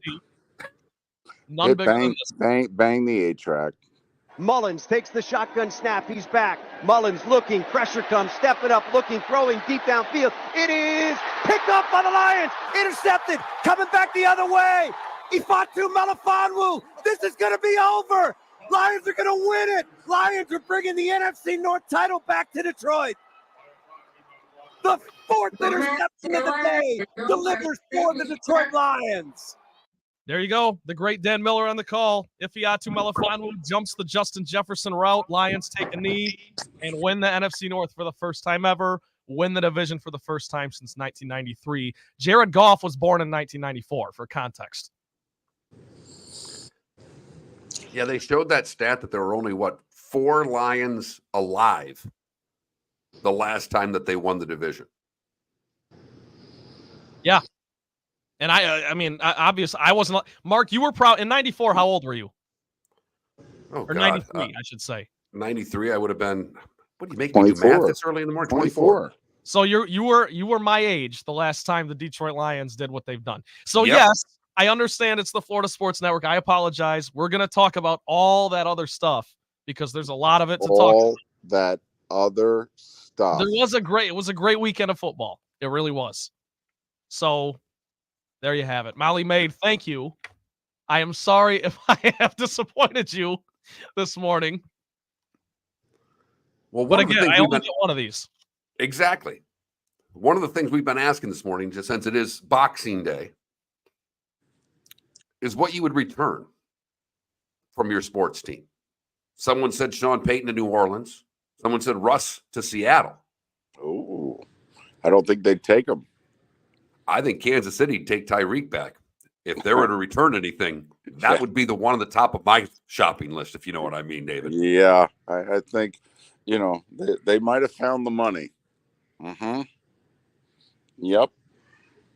Because now we're seeing, and we've seen it for a while, but they're doubling Kelsey every play. Mm-hmm. Yep. Everybody else is dropping balls. And that offense is not functioning very well right now. Listen, they got by last year, but they had 2 veteran wideouts amongst their top 3 who are not there this year. And the thought is, Andy Reid, Patrick Mahomes, they'll be fine. And we tried to say, this is one of the 5 worst wide receiving cores in the league. Tony and Skylar Moore, they can't get it done. I mean, Tony's already been traded, and Skylar Moore is small and was drafted where he was for a reason. I mean, come on now. But no, Andy Reid, Patrick Mahomes, they'll be fine. Right. It's funny how when you have one of the 5 worst units in the league, it comes back to bite you. Fighting them, they have no explosive plays on that team this year. But they're 26th in explosive plays, which is just awful. They are seemingly game in, game out, struggling so badly on offense. And Rice is the only receiver that's doing anything, and he's not doing much. So their top they'll win the division. Yep. They'll win the division, but their playoff life may not be for that long with the way things are going right now in Kansas City. Well, right now they'd play Buffalo in the first round at Arrowhead. How many people picked the Chiefs? And then if they win that, they would finally have to go on the road. Patrick Mahomes yet to play a road playoff game in his career. And here's the other thing. I mean, Kelsey's 34. I mean, how many more years Kelsey have as an elite player? 2 of those defensive linemen may not be back. Their offensive tackle situation's a mess. Their wide receiving core is a mess. I mean, this could, Trent, you made the comment earlier about Golden State and how much longer this dynastic run is. Well, how much longer we think this Chiefs run is.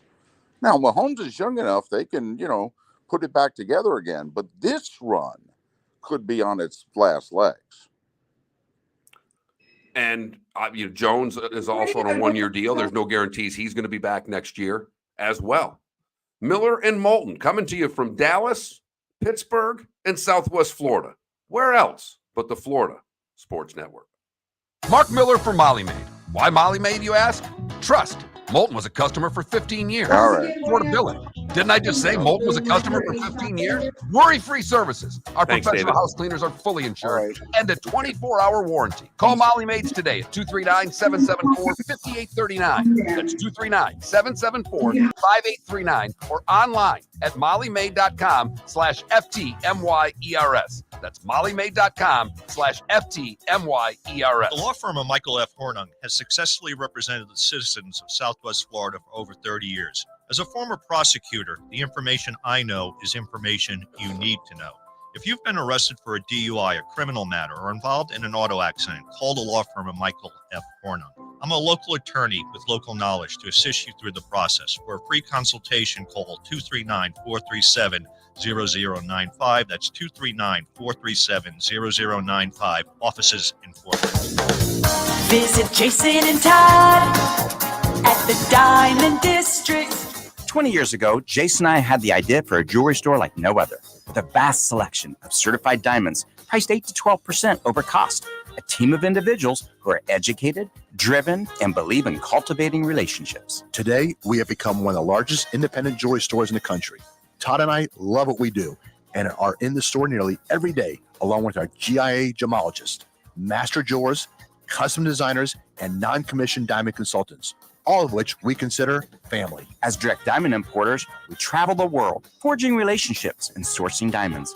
What we love most about our business is that we can call Southwest Florida our home. If selection, value, and comfort are important to you, give the Diamond District an opportunity. You won't find a better diamond buying experience. Todd and I look forward to shaking your hand and welcoming you to our Diamond District family. At the Diamond District. You were listening to Miller and Moulton on the Florida Sports Network.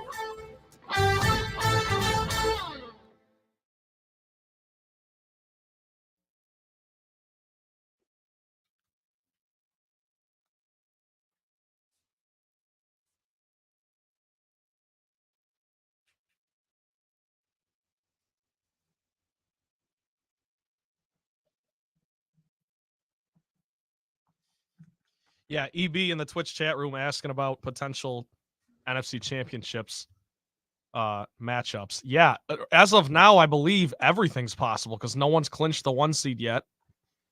Correct. So I mean, we have no idea what the possibilities are. They're endless. And Wes, my wife is from Pittsburgh, so that's why I am here.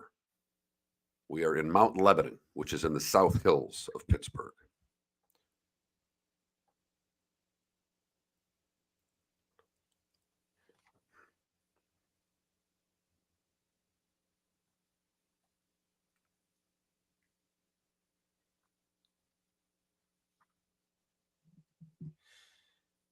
Mark, I can find the Dolphins radio call for the 8 o'clock hour after Pat, if you would like me to. Yeah, absolutely. Avenge or correct my wrongs here. I didn't think that was that egregious. Maybe I must be tone deaf. I thought they clinched the division, not a playoff berth. It was the division, and it was a great call. Trent, it's your segment. I know, but it was egregious. I'm a little rattled. It was egregious, but it's still your segment, so do whatever the hell you want. I am leaving today, Spitz.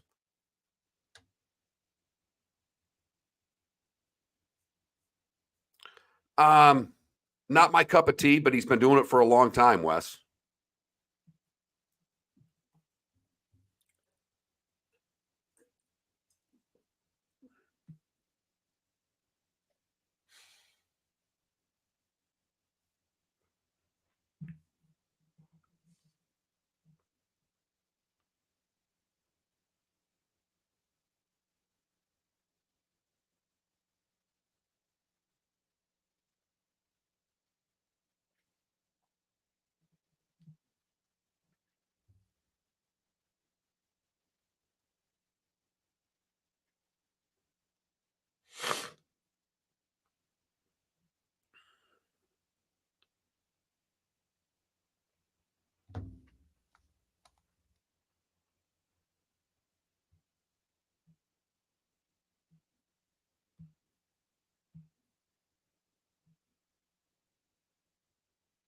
Yes, we did, Spitz.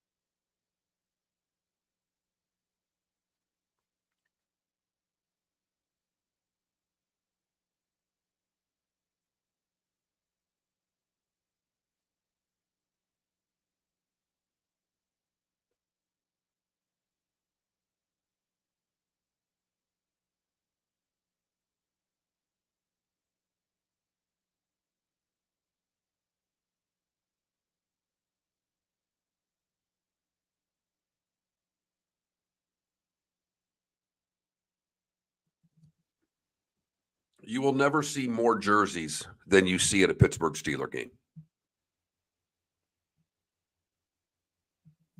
And it was my kid's age showed when he gave me the, who's that? And I'm like, oh, that's just terrible.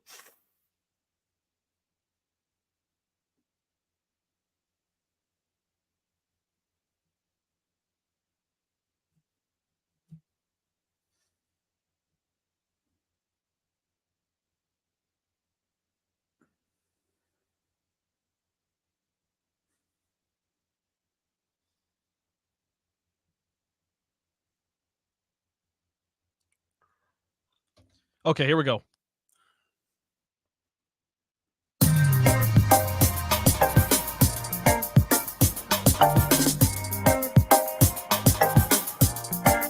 Welcome back to Miller and Moulton, only on the Florida Sports Network. Welcome back to Miller and Moulton. 22 minutes before the hour on a Tuesday. I have had a hell of a time the last 2 weeks. With this Christmas being on Monday, I have just been a wreck on what day it is. Me too. I've noticed that same thing, Mark. I don't know. There's something about it being on a Monday because then it makes the weekend feel longer or something, and it shouldn't throw us off this much, but it really does. It started with me last week, though. I don't know. Maybe I'm just going senile because last week I thought every day was a day ahead of what it was.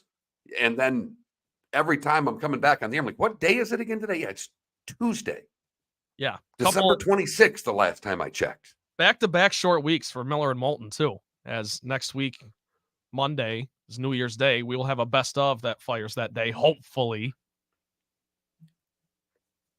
So if the playoffs started today, one of David's favorite things to do, and he just joined us for a couple of segments from the Dallas-Fort Worth airport.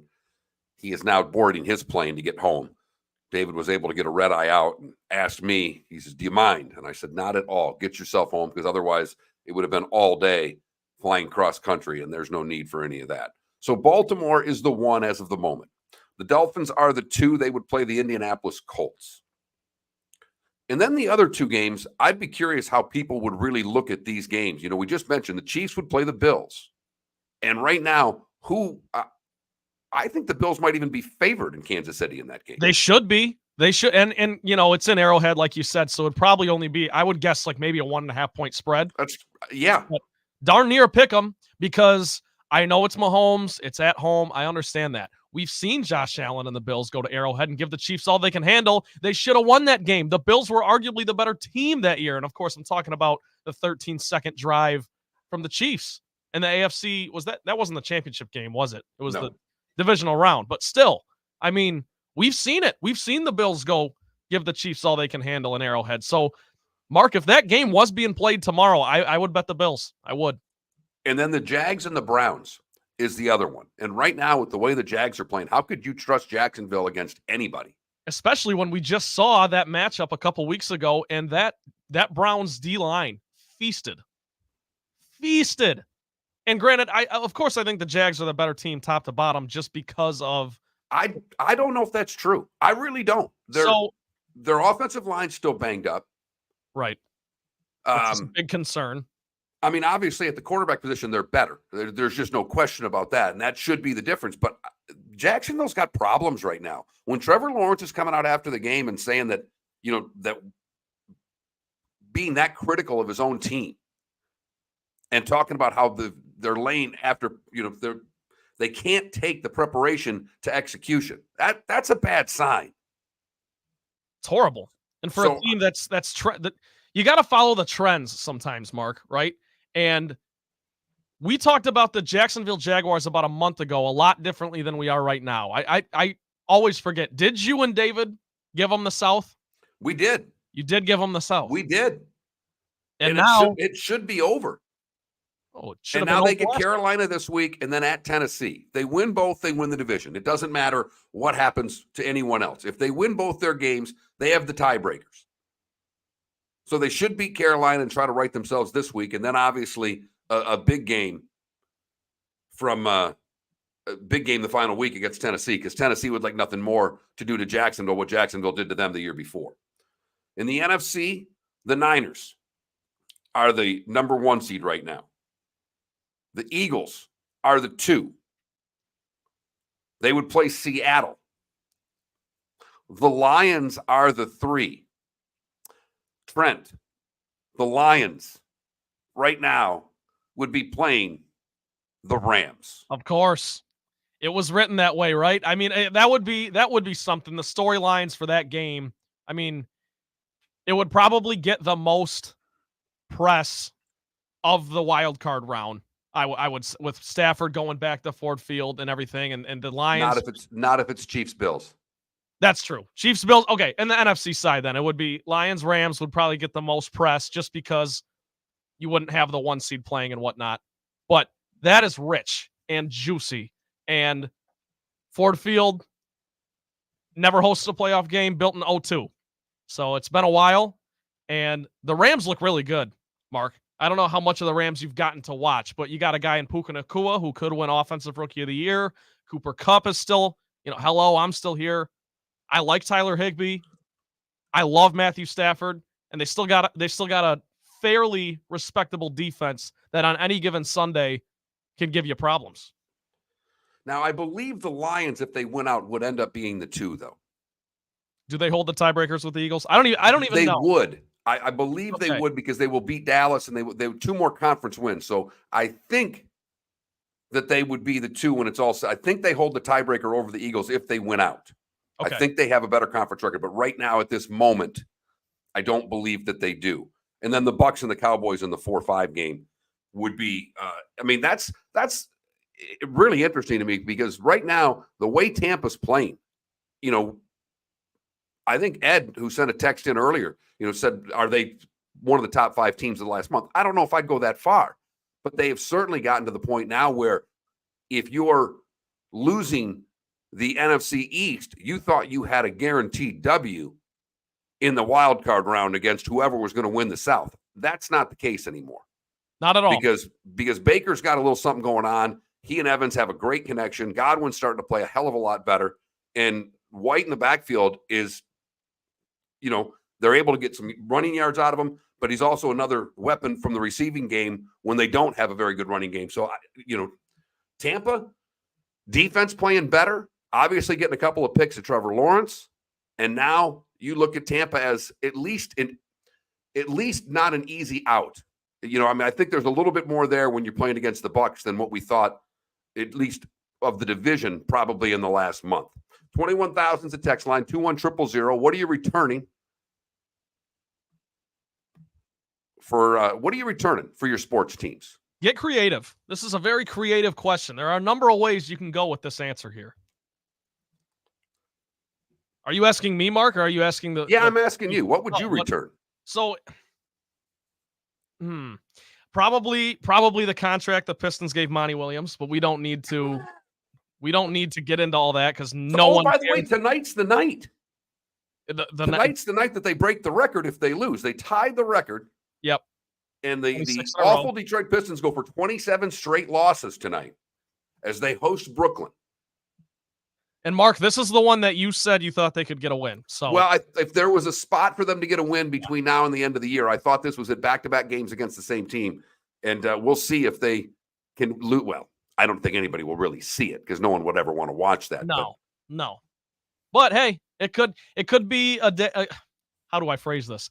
Could be the most historic 4-day stretch in Detroit sports for the most beautiful and most egregious reasons at the same time. No doubt there. 21,000 is the text line, 21000. Pat Kirwan coming up in about 15 minutes time here on Miller and Moulton this morning. The RCB says the Rays hitting performance in the playoffs. I think, you could return that. That's a good answer. EB says, if I were the Angels, I'm returning, hanging on to Ohtani. Did you see what Ohtani got had to give up for the number? No. He bought the name escapes me, but he bought the player's wife a Porsche for number 17. Wow. Well, hey, there you go. You hear these stories all the time, and it's always funny to kind of hear what players have to give up and what they barter and stuff. But I remember a couple weeks ago we were talking about the Cam Newton story that came out about when he went to Carolina as the Heisman winner and all that stuff, number 1 overall pick, and he wanted to wear number 2. Well, the quarterback, I forget, who was it? I can look it up, but it was a little bit. He was a backup for like 10 years or something like that, and he was wearing it was Clausen. Does that sound right? Not important to the story anyway. But nonetheless, Cam Newton basically said, "F you, I'm not paying all that money. I'll wear number 1." And you want an MVP wearing number 1. But yeah, Joe Kelly is the player. His wife Ashley started the campaign, they say, to get Ohtani to the Dodgers, saying that he could take Joe's number 17. In return, he bought her a Porsche. So I thought that was a fun little story on that one. One of the texts that we got, and I think it's a very fair text. Let's hear the same level of criticism for Purdy as we would if Dak, Josh Allen, or Lamar threw 4 picks. Yeah. And he finishes it with, I guess Cam was right. Well, I don't know about that from that standpoint, but well, I think it's got, again, I think it's got to be another game. You can have a clunker. If Purdy throws another clunker, then the criticism will come. But I mean, the guy's played pretty damn well all year, and this was a clunker. There's just no. Here's the problem: is I think, and by the way, I 100% agree with the text. I do think that if we're going to hold him to that standard, and going into that game, he was the MVP favorite at -200 on most sports books, then yes, he should be held to that standard to throw 4 picks. And you're right, Mark. Dak Prescott had a horrible game against the Bills. So, everyone's due for a clunker. The problem is the criticism for Brock Purdy all along, going back to last season, has been when the chips are down, when you're playing from behind, when there's a little adversity, can he deliver? And, it's not really his fault that he hasn't been asked to do that a whole lot, because the Niners have just been a machine, right? But during that 3-game losing streak, if you go look at his numbers, he wasn't playing great. Obviously, the other day, not playing great. So I think that's more the unique wrinkle of the criticism there, Mark, because I think people want to see him lead the team. And again, I don't think you should penalize a guy for what's around him, but that's just kind of what the narrative was, right? It was, he's got McCaffrey, he's got Ayuk, he's got Deebo Samuel, he's got George Kittle. Right. And I mean, it may be the best in a fullback that they use as well as any team uses a fullback in the league. But the offensive line, when it goes down, and that's any quarterback. But I mean, Trevor Lawrence has been struggling. Why? Yeah. They're on the 3rd string left tackle, for crying out loud. I was just going to say Trevor Lawrence is case in point right now. But I do agree with what the texters, the theory is. Now, I'm not, I don't know about the whole Cam was right yet, but I do think the loss yesterday and the way that Purdy played was enough for people to completely take him out of the MVP conversation. They were all looking for the one bad game to say, see, that's the quarterback there. That's Mr. Irrelevant. And that's what I look at from that standpoint, that I just think they eliminated him from the MVP. No matter what happens the next 2 weeks, I don't think he can win it now. Here's what I think, Mark. If we are ever going to give this award to a wide receiver, because, even a skill position player, Adrian Peterson was the last skill guy to win it in 2012. If we were ever going to give this award to a receiver who's never won it, it should go to Tyreek Hill this year. There's been no standout quarterback. You could say Lamar after last night. I wouldn't disagree. But with 2 games left, for how much the conversation has flip-flopped and been wishy-washy all season with a number of guys, if there was ever a time to give it to a wide receiver, I think it's right now in 2023. Just my opinion. Well, and I think Tyreek's got a hell of a shot because of the Baltimore game. If he does something special, he could get back on that. I do think it will be Lamar's to lose now, though. And maybe rightfully so. And if they win next week, I don't know. If they win next week, they lock the 1. Yeah. And Baltimore would, if they beat Miami, it's done. And before the season, every single person knew that AFC was going to be more competitive, tougher to win, let alone get the 1 seed in a division or not a division, but in a conference that has the Chiefs and the Bills, and the Dolphins were getting a little bit of love, and Trevor was getting some love, and that AFC North as well, Mark. I mean, I don't know if I forget if the Ravens were favored to win it or not, but Joe Burrow. I think Cincinnati was favored to win it, probably. And maybe they should have been, but just how we stand right now, the day after Christmas, it's pretty remarkable what Lamar and the Ravens have done. And it's hard to underrate a guy like Lamar, but I think he was underrated a little bit, or slept on, as they say, going into this season. Well, in last night, his ability to extend plays and what he's been doing now, not running the football, and we'll have Pat Kirwan on. I know he's still, Pat was expecting him to run a lot more because the method to beat the NFC teams is usually was about 10 runs. He didn't have that last night. He didn't have to. He extended plays and still threw the ball. So was a remarkable game last night. A couple of people. This one, I would return my left leg for Nick Chubb to have it. That's a good answer. And that's a great answer considering what happened to the Browns this year. I mean, they're in the playoffs right now with Joe Flacco. Remarkable. And if you had Nick Chubb spearheading that offense back there, who knows what the Browns could do? I like that a lot of people talking. It is a great point. Paul in the Twitch chat room talking about left tackles, a number of teams that have been without tackles and out players and not making the excuses. So maybe we found the weak link in Brock Purdy, and we'll see heading in to the final 2 weeks of the season. When we come back, Pat Kirwan makes one of his 2 weekly appearances. We'll get into all of these topics and more with Pat on the other side. Thank you so much for listening to Miller and Moulton. We do it right here every day. Where else but the Florida Sports Network? The law firm of Michael F. Hornung specializes in criminal defense, DUI, personal injury, nursing home claims, and auto accidents. I'm a former prosecutor with over 34 years of experience. The information I know is information you need to know. If you've been arrested for a DUI, time is of the essence to maintain your driving privileges. Call the law firm of Michael F. Hornung for a free consultation. At the law firm of Michael F. Hornung, we are committed to excellence in your representation. Being a local attorney with local knowledge is clutch to the success of your case. For over 30 years, we have successfully represented the citizens of Southwest Florida. For a free consultation, call 239-437-0095. That's 239-437-0095. Our offices are conveniently located in Fort Myers.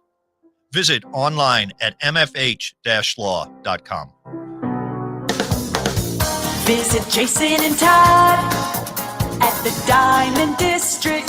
20 years ago, Jason and I had the idea for a jewelry store like no other. With a vast selection of certified diamonds priced 8 to 12% over cost. A team of individuals who are educated, driven, and believe in cultivating relationships. Today, we have become one of the largest independent jewelry stores in the country. Todd and I love what we do and are in the store nearly every day, along with our GIA gemologists, master jewelers, custom designers, and non-commissioned diamond consultants, all of which we consider family. As direct diamond importers, we travel the world, forging relationships and sourcing diamonds. What we love most about our business is that we can call Southwest Florida our home. If selection, value, and comfort are important to you, give the Diamond District an opportunity. You won't find a better diamond buying experience. Todd and I look forward to shaking your hand and welcoming you to our Diamond District family. At the Diamond District. Hello, friends and family of Southwest Florida. Are you looking to tap into the electric vehicle market?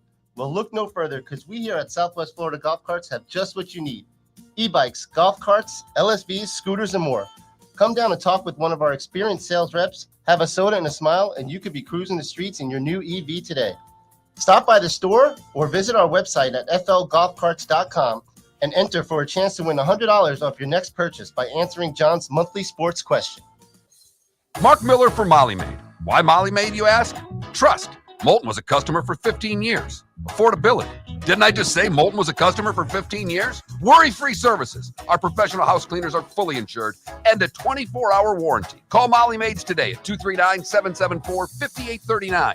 That's 239-774-5839 or online at mollymaid.com/FTMYERS. That's mollymaid.com/FTMYERS.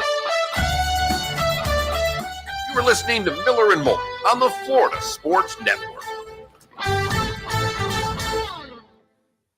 Good morning, guys. Good morning, Pat. How are you? I'm doing well. So my grandkids were here. I started shooting the breeze with them, and I realized, hey, it's 5 to 8. Wake up here. David joined me for a couple of segments from the airport. You knew that was going to be a hard one.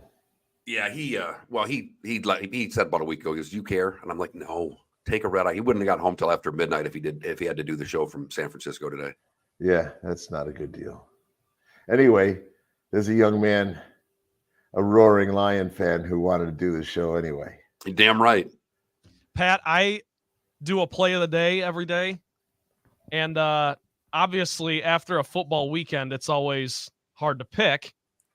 I went with Melifonwu's interception to seal the Lions the division, and I got absolutely eaten alive in the Twitch chat room and by David because I didn't. You should have been.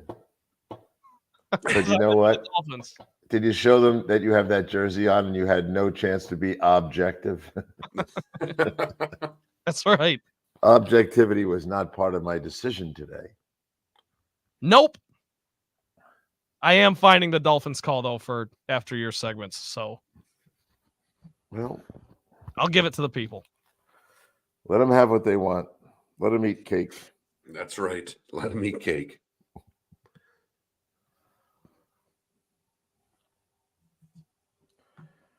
What time did you get out of there yesterday? Well, we had the first game. We got over at by the time we get done 4:30. My flight was 6:15, so 7:58. Yeah, I got Jada picked me up. It was about 10 to 10 by the time she got there. She was out at a party with my grandkids, so it was fine. Oh, so you got everybody down in Florida right now?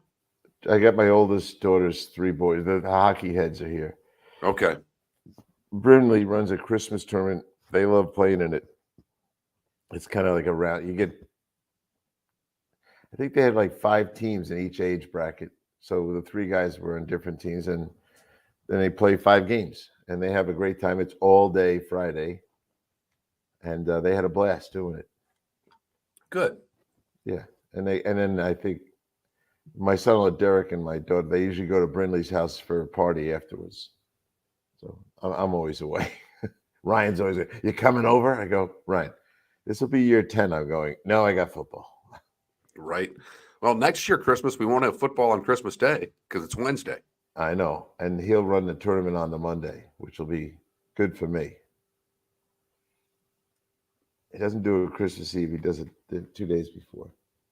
You got a lot of kids. I would say there was 100 kids that were Floridians that play on all the local teams, and another 100 kids like our guys visiting from all over the country. And I think the kids love coming down. They see all their friends from Detroit, the Honey Baked guys, and guys they play against up north, and they're down here. They're visiting relatives. So it's kind of fun. They all have a good time. And they play 25-minute games. So that's fantastic. So it's just kind of quick hitters. Just quick hitters, and they have a lot of fun in between games. They don't leave. They're in the stadium all day. Mm-hmm. So they don't have to go anywhere, and it's good. And I think the first game is 10 a.m. and the finals are at 7 p.m. So it's the whole day. Let me give out little. Here we go. And they have fun.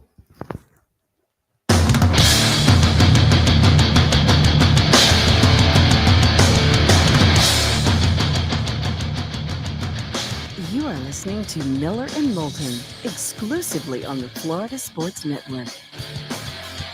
And now, here's Mark Miller and David Moulton.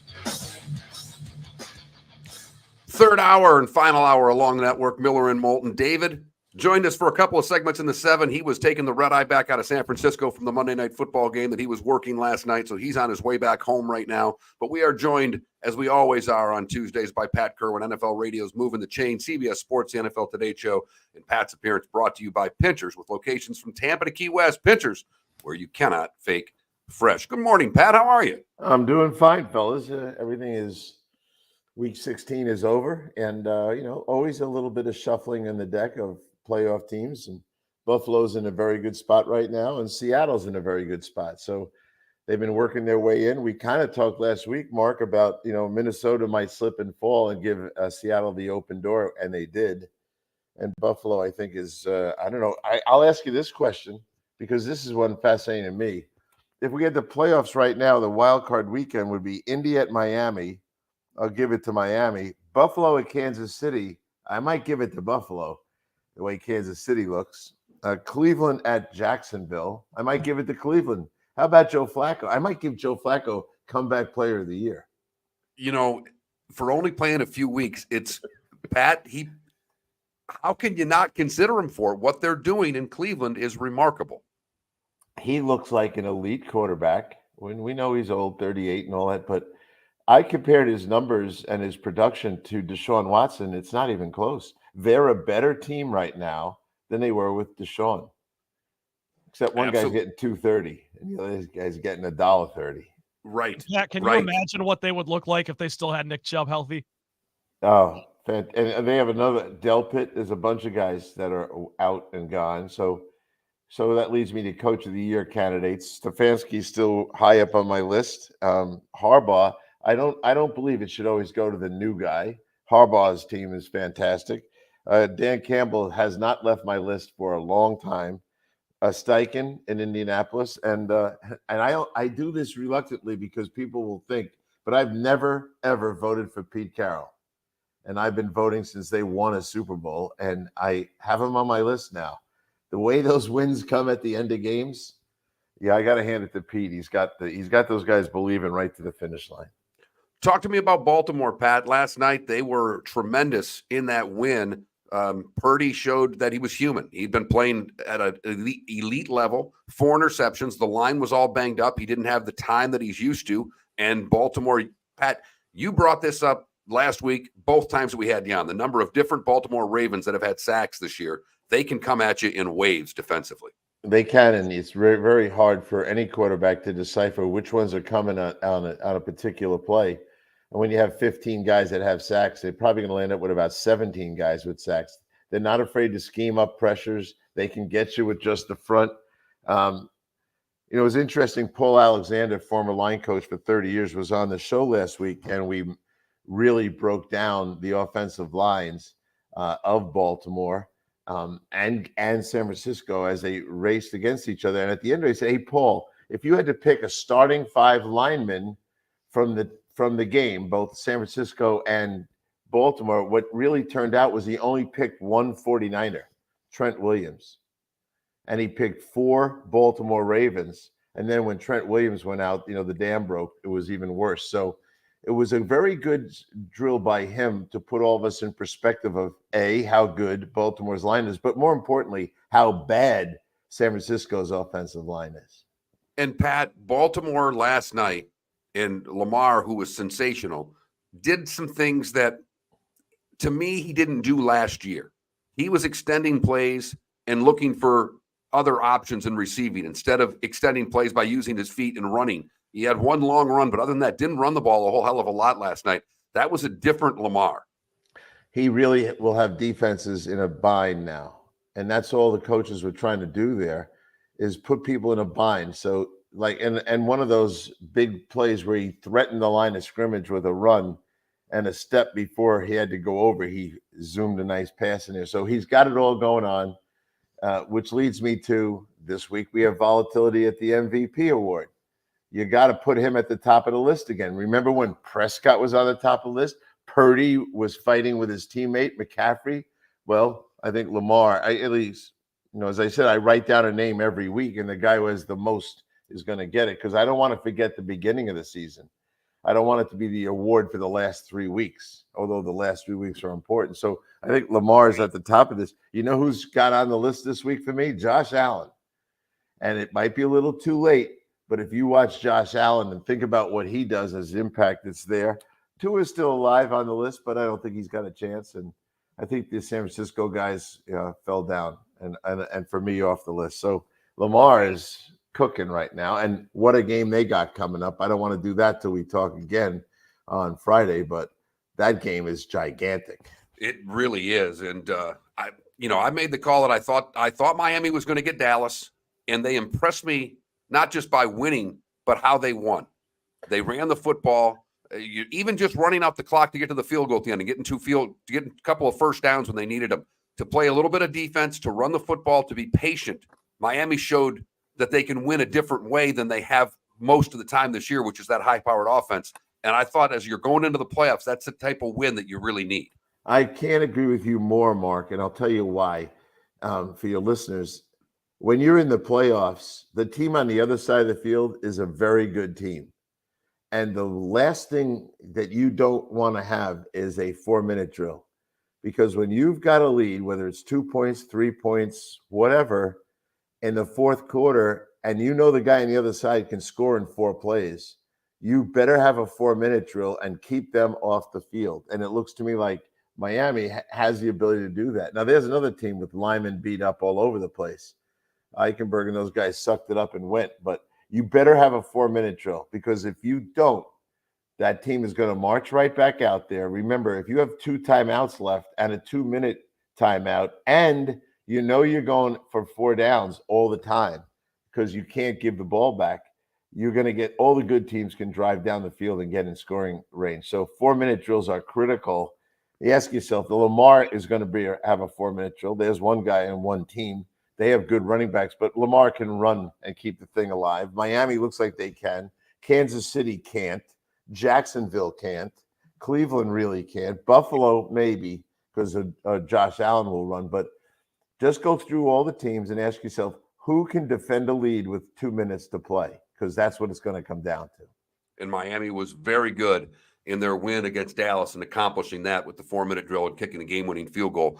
Someone in our Twitch chat room with MVP, and I don't think he's MVP worthy, but just said Baker with question marks.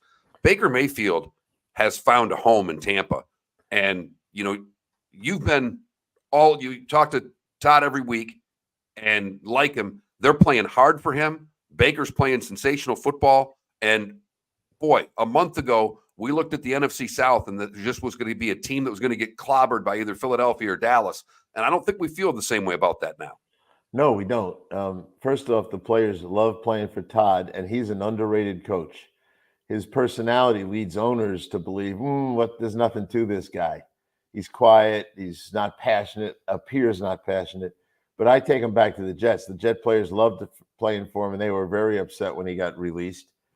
Baker, I spent some time with Baker this summer, but as you said, I spend time every week. Todd loves Baker. Todd loved Baker before he got to Tampa. There was no battle for the quarterback job there. He was going to win the job. And when you really put in context that he was replacing Tom Brady, which is what we talked about last week, that made the job even harder. And that he was thrown out of 2 teams, basically 3 teams last year, right? Cleveland said goodbye, then Carolina, then the Rams. He is way more mature than he was when he first came out. His focus is on football. He's playing for peanuts. He's probably going to make a bunch of money now, but he has definitely changed. And we sent Jonathan Jones down there to spend some time with him for our show the other day. And he was terrific. And the message he was sending out about resiliency, mental toughness, and then appreciating that Todd loves him. I don't think he's had that feeling for a while. No, and the other side of it is Mike Evans loves him too, because he's hitting the big fella, and Evans is having another sensational season. And they have a much better connection than Evans had with Brady, and it's not close, Pat. No, it's not. And I'll tell you how close it is this time, and you were all over it, Mark. While Baker was sharing his interview with Jonathan, you know what Mike Evans was doing? Putting a Rolex watch in his locker. Merry Christmas, Baker. Thank you. He certainly loves that connection. The other side of that's Jacksonville. And Pat, I was reading some of the stats. I saw this over the weekend that someone did a side-by-side, player A, player B, blind resume. And the numbers are eerily similar. And it's Trevor Lawrence and Daniel Jones. Trevor Lawrence is throwing way too many interceptions right now. After the game, came out and said how, just how bad the team is playing. Very critical of saying the preparation's there, but they're not executing. So he's taking some of the blame himself. But what's going on in Jacksonville? So here's my take, and probably not very popular, but this is what I would have done, I think. And I like Trent Baalke. The reality is they knew that Lawrence has an ankle, a knee, and a concussion, right? He's not 100%, and he's tough as nails. He doesn't want to miss a game. But At 1 o'clock, Houston lost and Indianapolis lost. So Jacksonville knew that even if they lost this game, the other two weren't going to catch up to them. There was an opportunity there to sit Trevor Lawrence for the game. He's not 100%. If you watch him throw, he's not transferring his weight onto his bad ankle. So he's got a lot of high balls that are coming out fluffy. And when those two lost, and that's the beauty of 1 o'clock, 4 o'clock, 7 o'clock, 8 o'clock, you know certain things. And if you were Jacksonville and knew those two teams can't catch me this week, they both lost, you could have really taken the chance, in my opinion, to rest the guy. I'm in Pittsburgh, Pat, and was at the game on Saturday. You know, I know you like Mike Tomlin. The town was starting to turn on Mike Tomlin. Boy, oh boy, an early touchdown for Pickens there changed the atmosphere really quickly. And it looks like somehow the Steelers may end up getting that 9th win again this season, Pat. Yeah, well, if you don't believe in Mike, then you're making a mistake because he does it all the time. And, you know, how he handled Pickens is an interesting discussion that we can get to because a lot of coaches would have benched him. Mike convinced him to go out there and be a pro, and he did. And that, you know, I watched him at Georgia. I was surprised to see that. And that's, I don't know about maturity in a week, but certainly evolving very much so. He's Pat Kirwan, NFL Radio Moving the Chain, CBS Sports, the NFL Today Show. More with Pat coming up on the other side right here on Miller and Moulton. Thanks for listening to the Florida Sports Network. Hello, friends and family of Southwest Florida. Are you looking to tap into the electric vehicle market? Well, look no further because we here at Southwest Florida Golf Carts have just what you need. E-bikes, golf carts, LSVs, scooters, and more.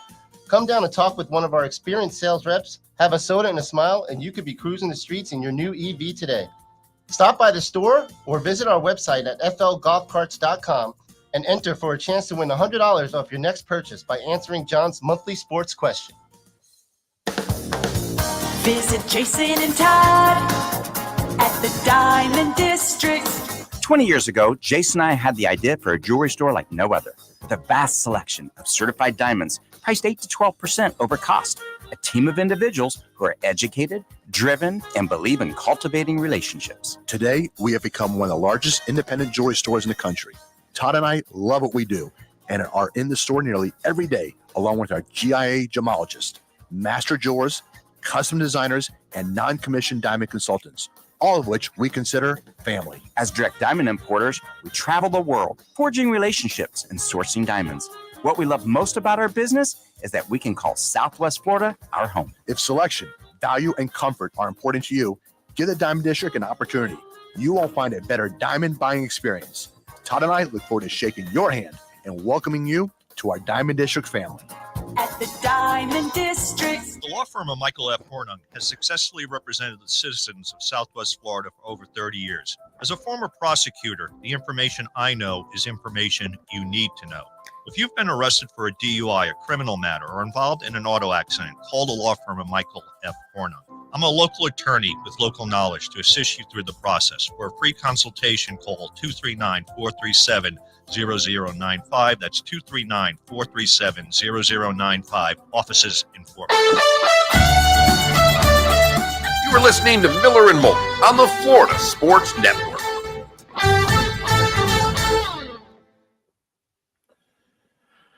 Yes.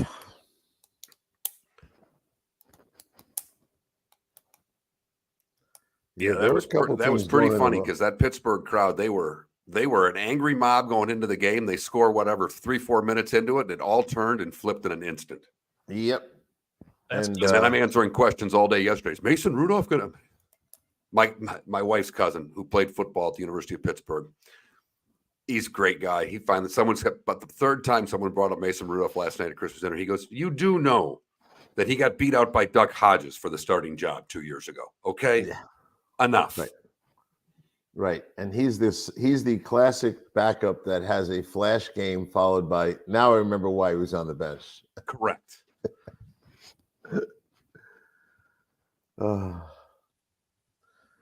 Weather's pretty shitty today. I was going to try to play golf with my grandson, but it's too wet.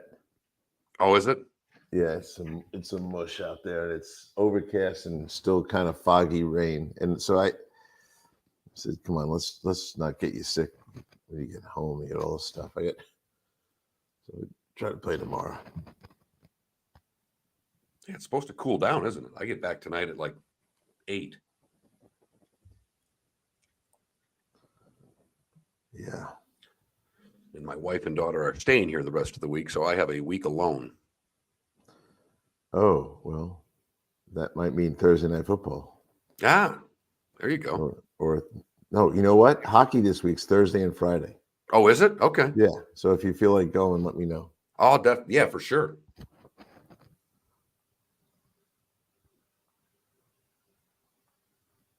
I think Brad and my brother Jim are going to go. Stevie's away. He went somewhere in the islands or something.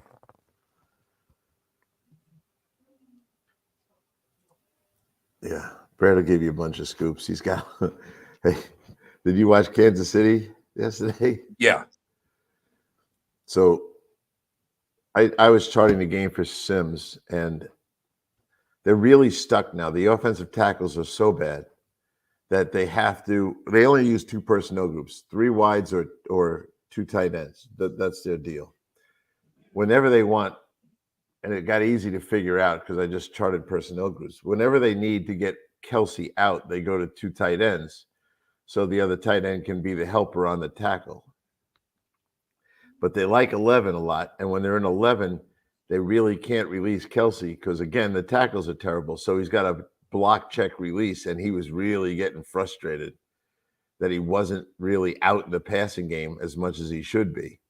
And then he threw his helmet, bounced over the bench, and then when he came back, he puts it on, and Andy said, "You can stand right there now, okay? You're not going back in."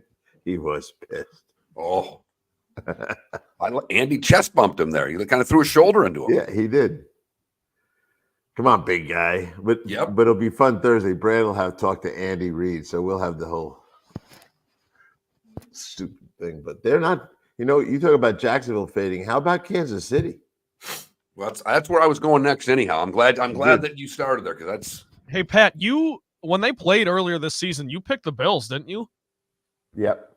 Yeah, I thought I remembered. What if they played tomorrow in Arrowhead? Who'd you take? Well, I just said before, if we have the playoffs started tomorrow, Buffalo's going to Kansas City. Yeah, and I think Buffalo. We were talking about. I think Buffalo would probably be a 1.5 point favorite. Yeah, I mean they can't score, and there's a lot of things structurally wrong with them. Like Andy won't run all the time, so it'd be nice if he went out and tried to run the ball 35 times, but he won't. The problem is now when he wants to throw to Kelsey. 1, they got to get in 12 personnel. So the other guys are going to figure it out now. But 2, he takes a 10 to 15 yard drop because he's given Kelsey the time to try to get open. And did you notice how whenever they went looking for him, the pressure from the Raiders, hey, and that's another thing. Give Aaron Pierce the job. Look what he's doing. Yeah. There's no doubt. And that's the one too, right? Like if you were on the fence to beat the Chiefs on Christmas Day, that's the one. Yeah, and that was Davis's father's most hated opponent. Mm-hmm. He absolutely hated the Chiefs. So and divisional game. They played their ass off. Here we go. They can't do anything on offense, but they can hit you. You're listening to Miller and Moulton, exclusively on the Florida Sports Network. Miller and Moulton, joined by Pat Kirwan, NFL Radio's Moving the Chain, CBS Sports, the NFL Today Show. Pat joins us twice a week, courtesy of Pinchers. Pinchers with locations from Tampa to Key West, where you cannot fake fresh. During the break, Pat and I, we were talking about Kansas City, and Pat, the Chiefs, everybody still, I think they have this, obviously the team's been so good now for so long that there's always the sense that Mahomes can get it done. But Pat, you think the problems are deep with Kansas City right now, don't you? Well, I do. So it really starts up front. The 2 tackles are terrible. And one of them, Donovan, wasn't even playing, right? So Donovan Smith's not in there. So they don't have the veteran left tackle. Now they're putting the kid over there, the rookie, and he needs help all the time. The right tackle needs help most of the time. And so they only play 2 personnel groups, 11 personnel, which is 3 wide receivers, 1 tight end, 1 running back, and 12 personnel, which is 2 tight ends, 2 wides. If I were them with the lack of quality of receivers, I'd be in 3 tight ends. Because you go to 3 tight ends, you can help both tackles. You can free Kelsey up to go out every play. And his frustration yesterday, because when in 11, I don't want to complicate this for the listeners, he had to chip block out. He had to help before he went out.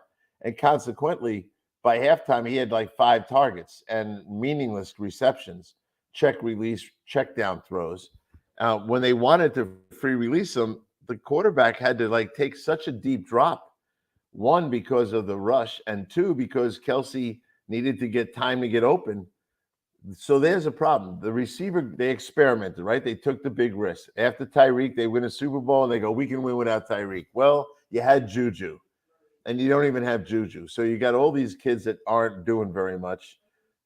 They're not really threatening anyone with their offense now.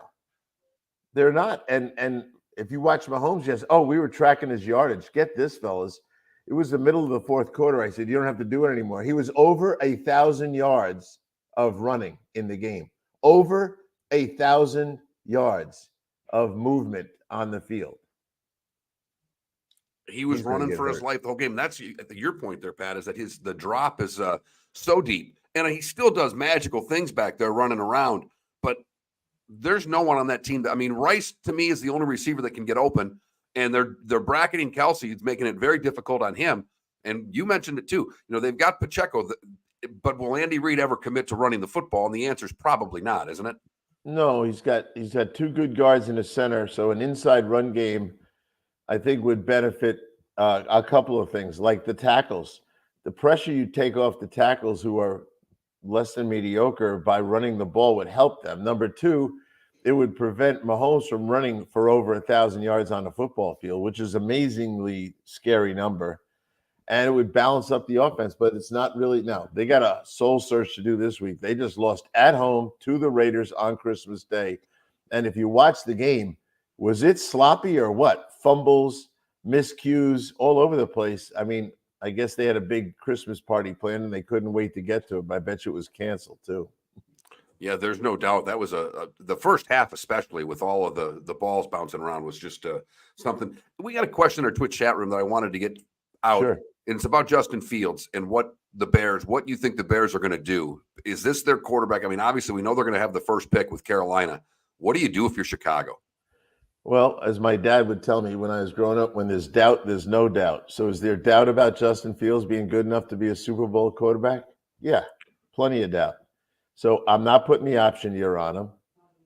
And that sets the clock ticking that I have 1 year. And if he was great next year, you could always – that's what happened with Drew Brees. People don't remember. They drafted Phillip Rivers because they didn't believe in Drew Brees. Drew Brees was not even going to play except that Rivers held out. And that Brees had to start that year and lands up having a year that enabled him to get the franchise tag. The only reason they got rid of him then was the injury. But so I think with Justin, it's like no option here for me. I'm not doing that. I'm not giving him $23 million. Now they might do it, but I wouldn't do it. What I would be doing is playing him, and I might be thinking about trading him at the trade deadline next year. He might blossom a little bit. I'll take a quarterback high in this draft, and I know I got Bagent as my backup. And Bagent, you look at his numbers. He could be a quality backup. He's done some things that are even better than what Justin is. So Justin gets 1 more year, but I'm bringing my new franchise quarterback into the mix. And if Justin's great and I don't want to get rid of him, I'll pull a Breeze and franchise him for a year. But I could also trade this guy. If he starts to play a little better, there's going to be a team or 2 out there that think he's the guy. And they would trade for him. You won't get a first, but you might get a 2. And then move on from there.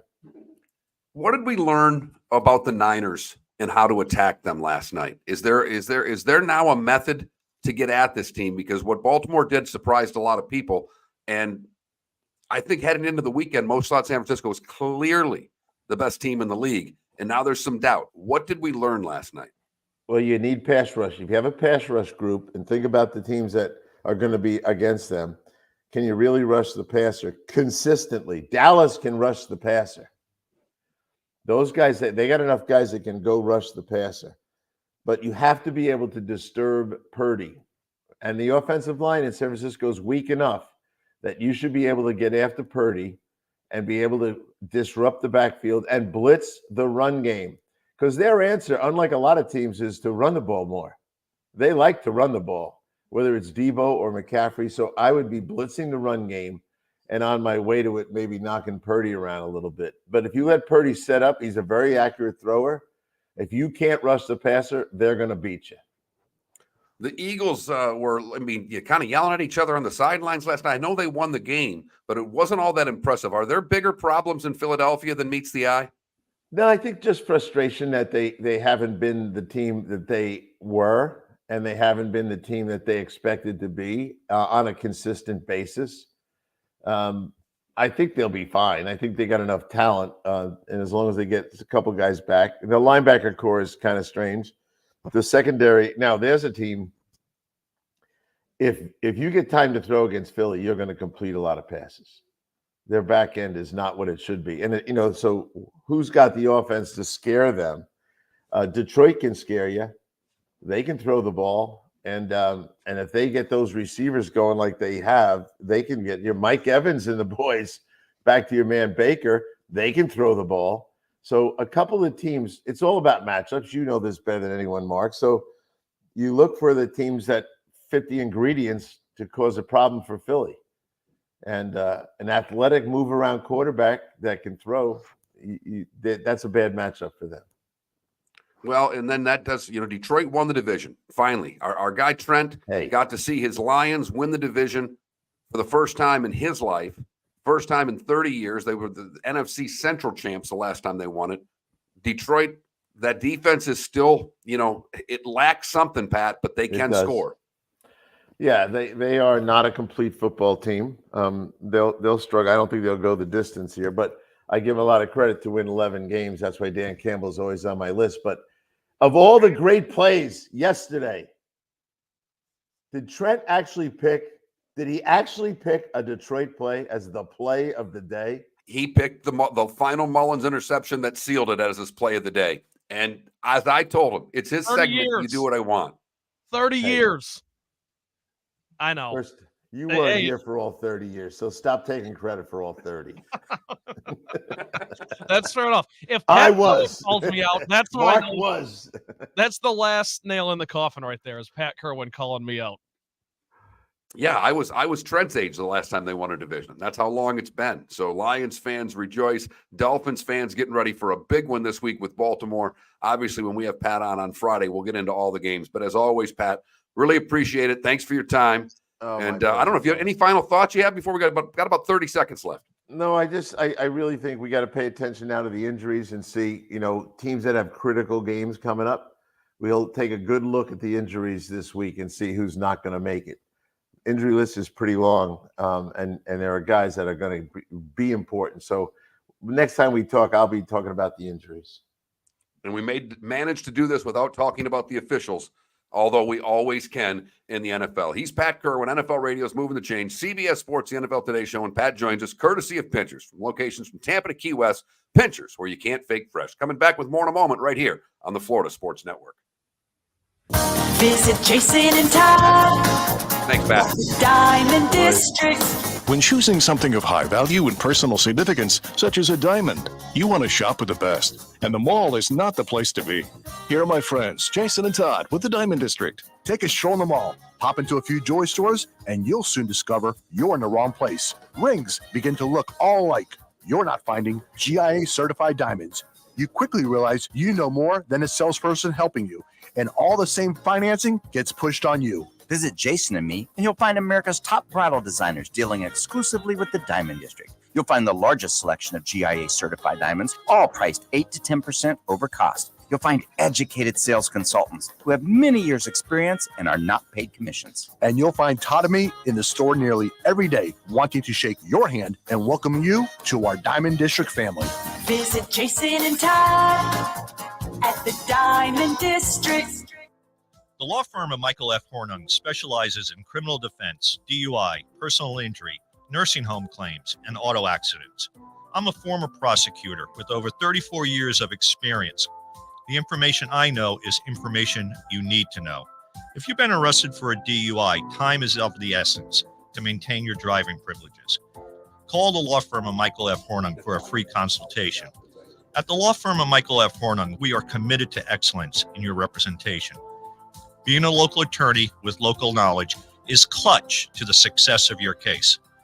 For over 30 years, we have successfully represented the citizens of Southwest Florida. For a free consultation, call 239-437-0095. That's 239-437-0095. Our offices are conveniently located in Fort Myers. Visit online at mfh-law.com. You were listening to Miller and Moulton on the Florida Sports Network.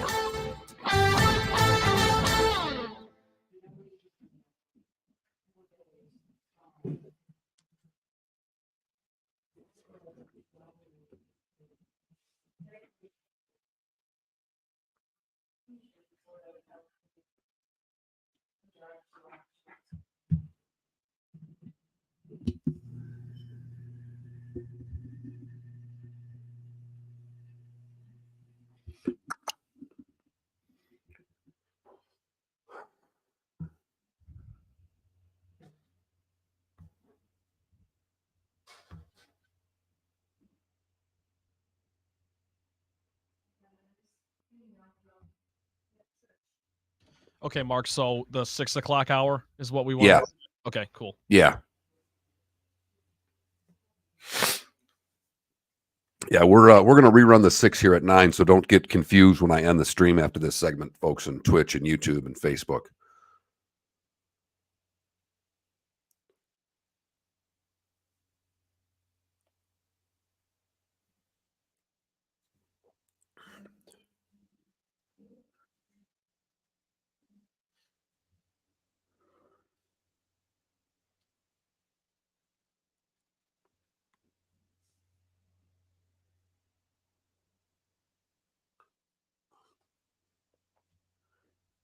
If you want to just come right out of break with that call, if you have it, Trent, or do you have that Dolphins call? So yeah, but I can't find the Dolphins radio. I found Cowboys radio, which is very underwhelming and boring, and then I found the TV one. That's the one I have, but it's like 4 seconds long. It's just I'll play it, but it's gonna be underwhelming, unfortunately. If anyone in the chat room has a tip or a website or something, wherever you find these radio calls, I would love. Yeah, it's my source is X, and it's very hit or miss. Sometimes I can find it, sometimes I can't.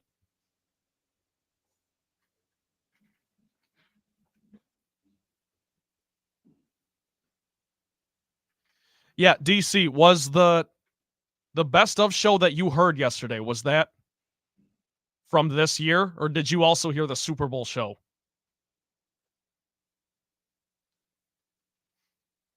And what station did you hear it on, DC, would be the Yes. next question. We're trying to get to the bottom of this here.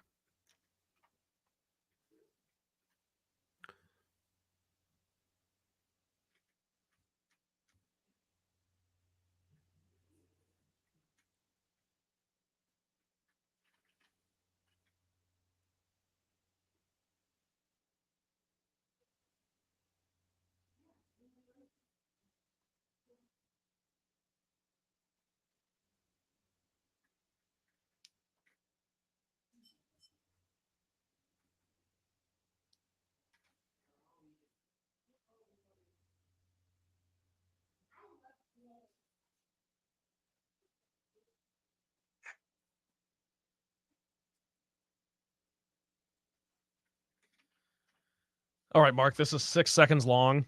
I'll do it coming out of the break, but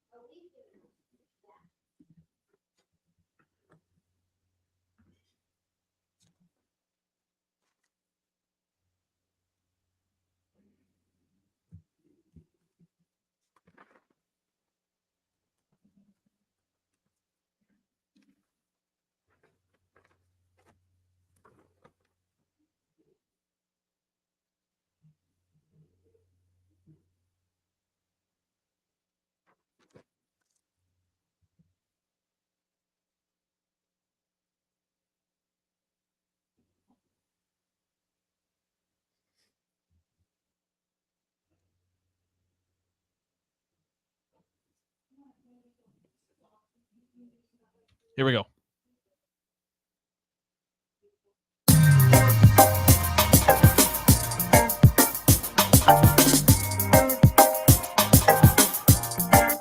Welcome back to Miller and Moulton, only on the Florida Sports Network.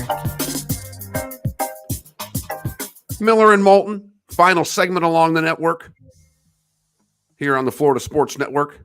Hope everybody had a terrific Christmas as we now are returning gifts today and returning your sports teams, or you're returning your sports gifts as well on the show, having a little fun with that today. Pat Kirwan just joined us. If you missed any of the show, you can download it all the usual places or go to floridasportsnetwork.com to pick up anything you may have missed from today's show. David has most of the day off. David joined us in the 7 o'clock hour this morning. He jumped a red eye after working the Monday Night Football game last night.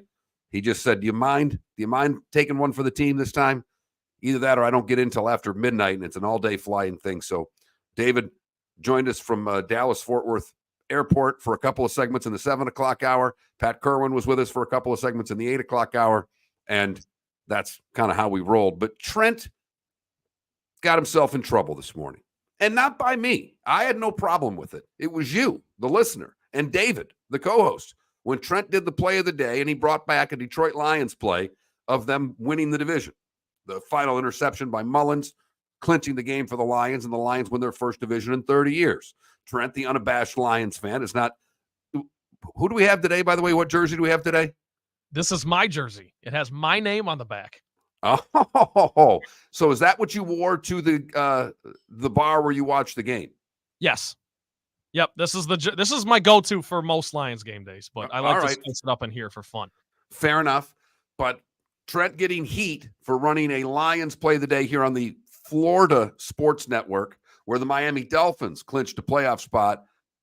Unfortunately, we've been searching since 6 this morning to try to find the radio call for the Dolphins. We found the Cowboys call. That wasn't there, but we do have this call for all you Dolphins fans out there. He's got it! Miami is in the playoffs! Again, underwhelming. That's all I could find. I'm sorry. Maybe I'll come back with something tomorrow, and I'll try to make up for things. I apologize, everyone, on the day after Christmas. All you Dolphins out there. I am so happy for the Dolphins, Mark. Incredible for them. Now they got to get the horse in the barn here and win this AFC East, because the Bills are looking as alive as ever. They certainly are. The Ravens last night, a big win over San Francisco, 33-19. Lamar threw 2 TD passes in a span of 18 seconds. What a weird weekend for like quick touchdowns. The Patriots scored 2 touchdowns in 6 seconds. The Raiders scored 2 touchdowns in 7 seconds. The Ravens scored 2 in 18 seconds. I mean, just a crazy weekend for back-to-back scores in the NFL. You don't ever see something quite like that, but that was wild. The Eagles got it done, beating the Giants. Not that impressive, as Tommy DeVito got benched for Tyrod Taylor, and they made a little run in that game to make it more interesting. They cut it to 2 at one point before the Eagles finally kind of put the game in hand with that last score, running the ball down their throat. And the Raiders yesterday defeating Kansas City. And boy, oh boy, we really got into it with Pat Kirwan, if you missed it, on what's going on and the problems in Kansas City. And he seems to think that there are a lot of problems. Not just their 2 tackles that are hurt, but basically the way they're forced to use Kelsey to have him block. And that's where a lot of the frustration, if you watch the game, you saw Kelsey blow up, throw the helmet. Andy Reid benches him for a play when they get the ball back. But it just things are off in Kansas City right now. They sure are. And, we talked about it a little bit in the 6 o'clock hour, Mark, but it's even worse when you throw in the fact that the Raiders didn't play that well. Do you have Aiden O'Connell's numbers? I mean, you read them off earlier. He threw 9 of 21 for 62 yards, all in the first quarter. So that's what their quarterback does, and you can't score. It's unbelievable what the Chiefs, and I quite literally mean unbelievable. I don't believe what's happening right now with the best quarterback I've ever seen play. And right now, we talked about it earlier as well, Mark. It's a real shame if you're a Broncos fan, a Raiders fan, a Chargers fan, that you couldn't string together a little bit better of a first half of the season, because the Chiefs, this looks like the time to get them. Because next year, this offseason, they're definitely going to have to re-up in the receiver room. They're probably going to draft the kid. They're going to do something, and I don't think they're going to have these problems next year. This was the year to get them, it looks like. And obviously in the state of Florida, all three teams still leading their divisions. The Jags are crawling to the finish line the way they're playing right now. Trevor Lawrence is injured. He's not playing well. They're a banged up team as it is, and they are struggling right now. On the other side of it, what Baker Mayfield did with Tampa was just you really got to hand it to what this team's done and how hard they're playing for Todd Bowles, because, as Pat pointed out, the injury list is long. Everybody's banged up at this time of the year. So you can't really continue to, well, it's the injuries. Well, who isn't playing with a lot of injuries right now? Yep. Most every team is dealing, the Bills, who have been playing great. Well, look at the injuries that with Milano going down, with the safety going down. I mean, they've lost players as well. They've been able to find themselves. San Francisco right now, they're banged up. They've got to figure it out. But Miami's been banged up too. That offensive line's been a mash unit all year long. Got guys playing, they're not natural positions.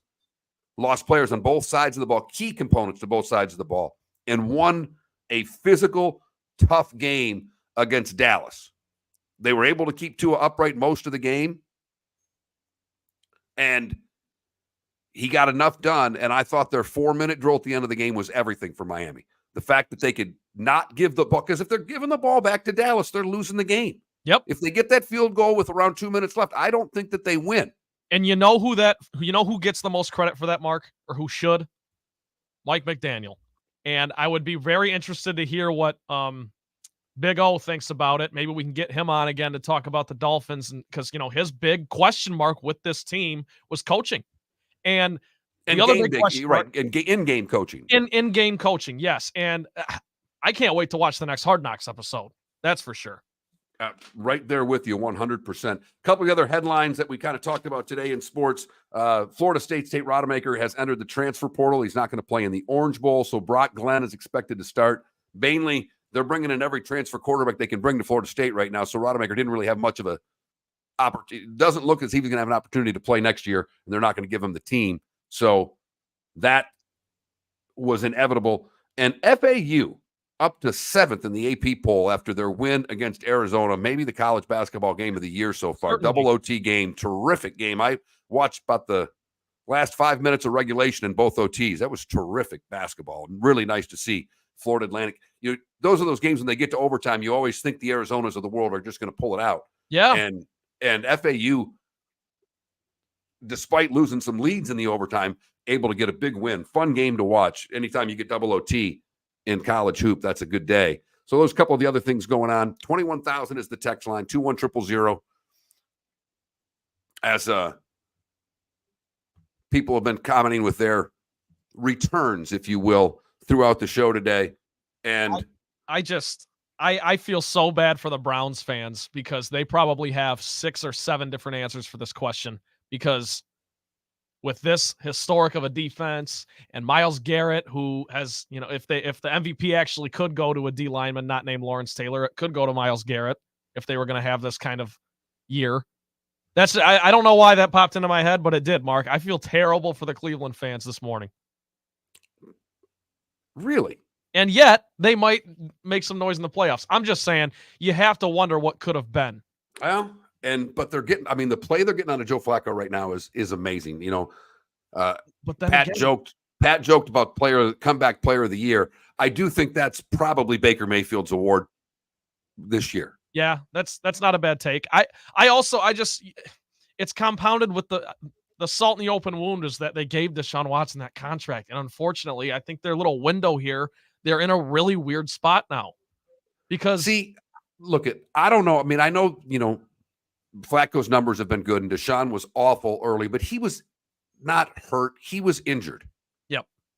And played with a shoulder that needed surgery. Let's see. I'm more worried about Chubb long term, because that's the second one. That's the one that's going to be tough to take. But they're still, it's tough to feel sorry for the Browns. They're going to be a playoff team. Oh, I know. It's about to be year 3 for Deshaun by the next time we see him on the field. And I don't think the Browns are funny, because if we kind of think about, Mark, who they're going to be matched up with in the playoffs, I think it's the same analysis going into any matchup you could give the Browns. It's, well, that defense travels and that defense could beat anybody. That's about all you can say because you don't know what you're going to get out of Flacco. And I guess my big point, all I'm saying is I wish we got to see this team at full force because I think that in a year where the Chiefs are down and the Bills are kind of trying to make up ground right now, you could definitely argue it would be the Browns who would be making a run at this 1 seed in the mix with the Dolphins and the Ravens. Well, I've said it before. I mean, I think we all agreed heading into the weekend that San Francisco was the team to beat. Can you really say there's a team to beat right now in the NFL? Baltimore, maybe. I know they just got done taking care of San Francisco, but the amount of trust that the football fan has for Lamar Jackson in the postseason. Now he's got to go prove it. Yeah, no doubt. He's going to be possibly the 1 seed, and the question mark is, can Lamar perform in the postseason? I do think what that offense has done this year with Moulton has taken them to the next level. I really believe that. But come on, the Dolphins get them on Sunday. Then we're talking about Miami as the 1 seed. So, well, and let's think about this, Mark. It's of course you want the 1 seed. You want everything to go through Baltimore, but it's going to be real interesting to see how the rest of the standings shake out there, because say it is a Kansas City that's the 3 seed or the 4, and then they have to go play Baltimore, and that's your first playoff game for Lamar in this season, of course. That's your first chance. It's Kansas City at home. Like, are you kidding me? It's going to be fireworks, man. I'm excited for the last 2 weeks. I don't want to wish the time away, but we are setting ourselves up for a phenomenal postseason. Absolutely. In the playoff picture right now in the NFL, you've got a lot of work to do for a lot of teams. But the Browns, as we were talking about them, the Browns hosting the Jets this week and then the Bengals the final week. I mean, the Browns could put up 12 wins this year. Yeah. In a year where they just be started, how many quarterbacks have they started? 4. In a year where Nick Chubb, who was the top 5 fantasy pick in every single league, goes down in week 2. I mean, come on. Who would you give Coach of the Year to? Would you give it to Stefanski if they win 12 games? Or do you give it to Dan Campbell? Because you know how I feel. I don't think Dan Campbell's going to get it. I think Stefanski's done a better coaching job than not that Campbell's done a bad job, but Stefanski with what's gone on there, with the amount of quarterbacks that they've gone through. I look at, if the Dolphins win their last 2 games, are we sure Mike McDaniel doesn't get Coach of the Year? No, that's a good point. I have no pulse on how, because last year went to Brian Daboll, right? And it should have. Why did it go to Brian Daboll? Because the Giants are a team everyone kind of knew. Fool's gold is the wrong term, but everyone just knew that, they're going to be a dangerous. And then they go out and win a playoff game and prove all those voters right by, beating the Vikings and making the Vikings one and done. So it goes to Daboll because everyone says, well, he did a great job with what he had, working with what he's got. By that logic, it has to be Stefanski. But to your point, Mark, if the Dolphins get the 1 seed, let alone, if they win the AFC East, great. If they're the 1 seed, I would give it to Mike McDaniel. That's just. I think the Coach of the Year award is still up for grabs. I think the MVP is clearly still up for grabs. It might be Lamar's to lose now, but it's definitely up for grabs. But like 2 weeks ago, it was Purdy's to lose, and now it's so that's just the ebbs and flows and the nature of the beast. And I think DC makes a good point with the hard knocks and all the exposure that McDaniel's getting doesn't hurt his case for Coach of the Year. True. It hurts his case for not being able to speak to kids, because I've never heard anybody curse like McDaniel. For a guy that looks so innocent, he is a great cursor. He has a tremendous grasp of how to, throw the bombs around when need be. But I think I do think he has to be up there. It's kind of funny. D'Amico Ryans was the guy who was going to get that award, it seemed like, all year. And then CJ Stroud gets hurt. So he's been completely, really not talked about for it since. Well, this is why I love. But what if Houston wins their last 2 and the Jags trip up? Yeah. No, and they win that division. This is exactly why we love the NFL, Mark, right? There's no doubt. It's the best television show on the planet.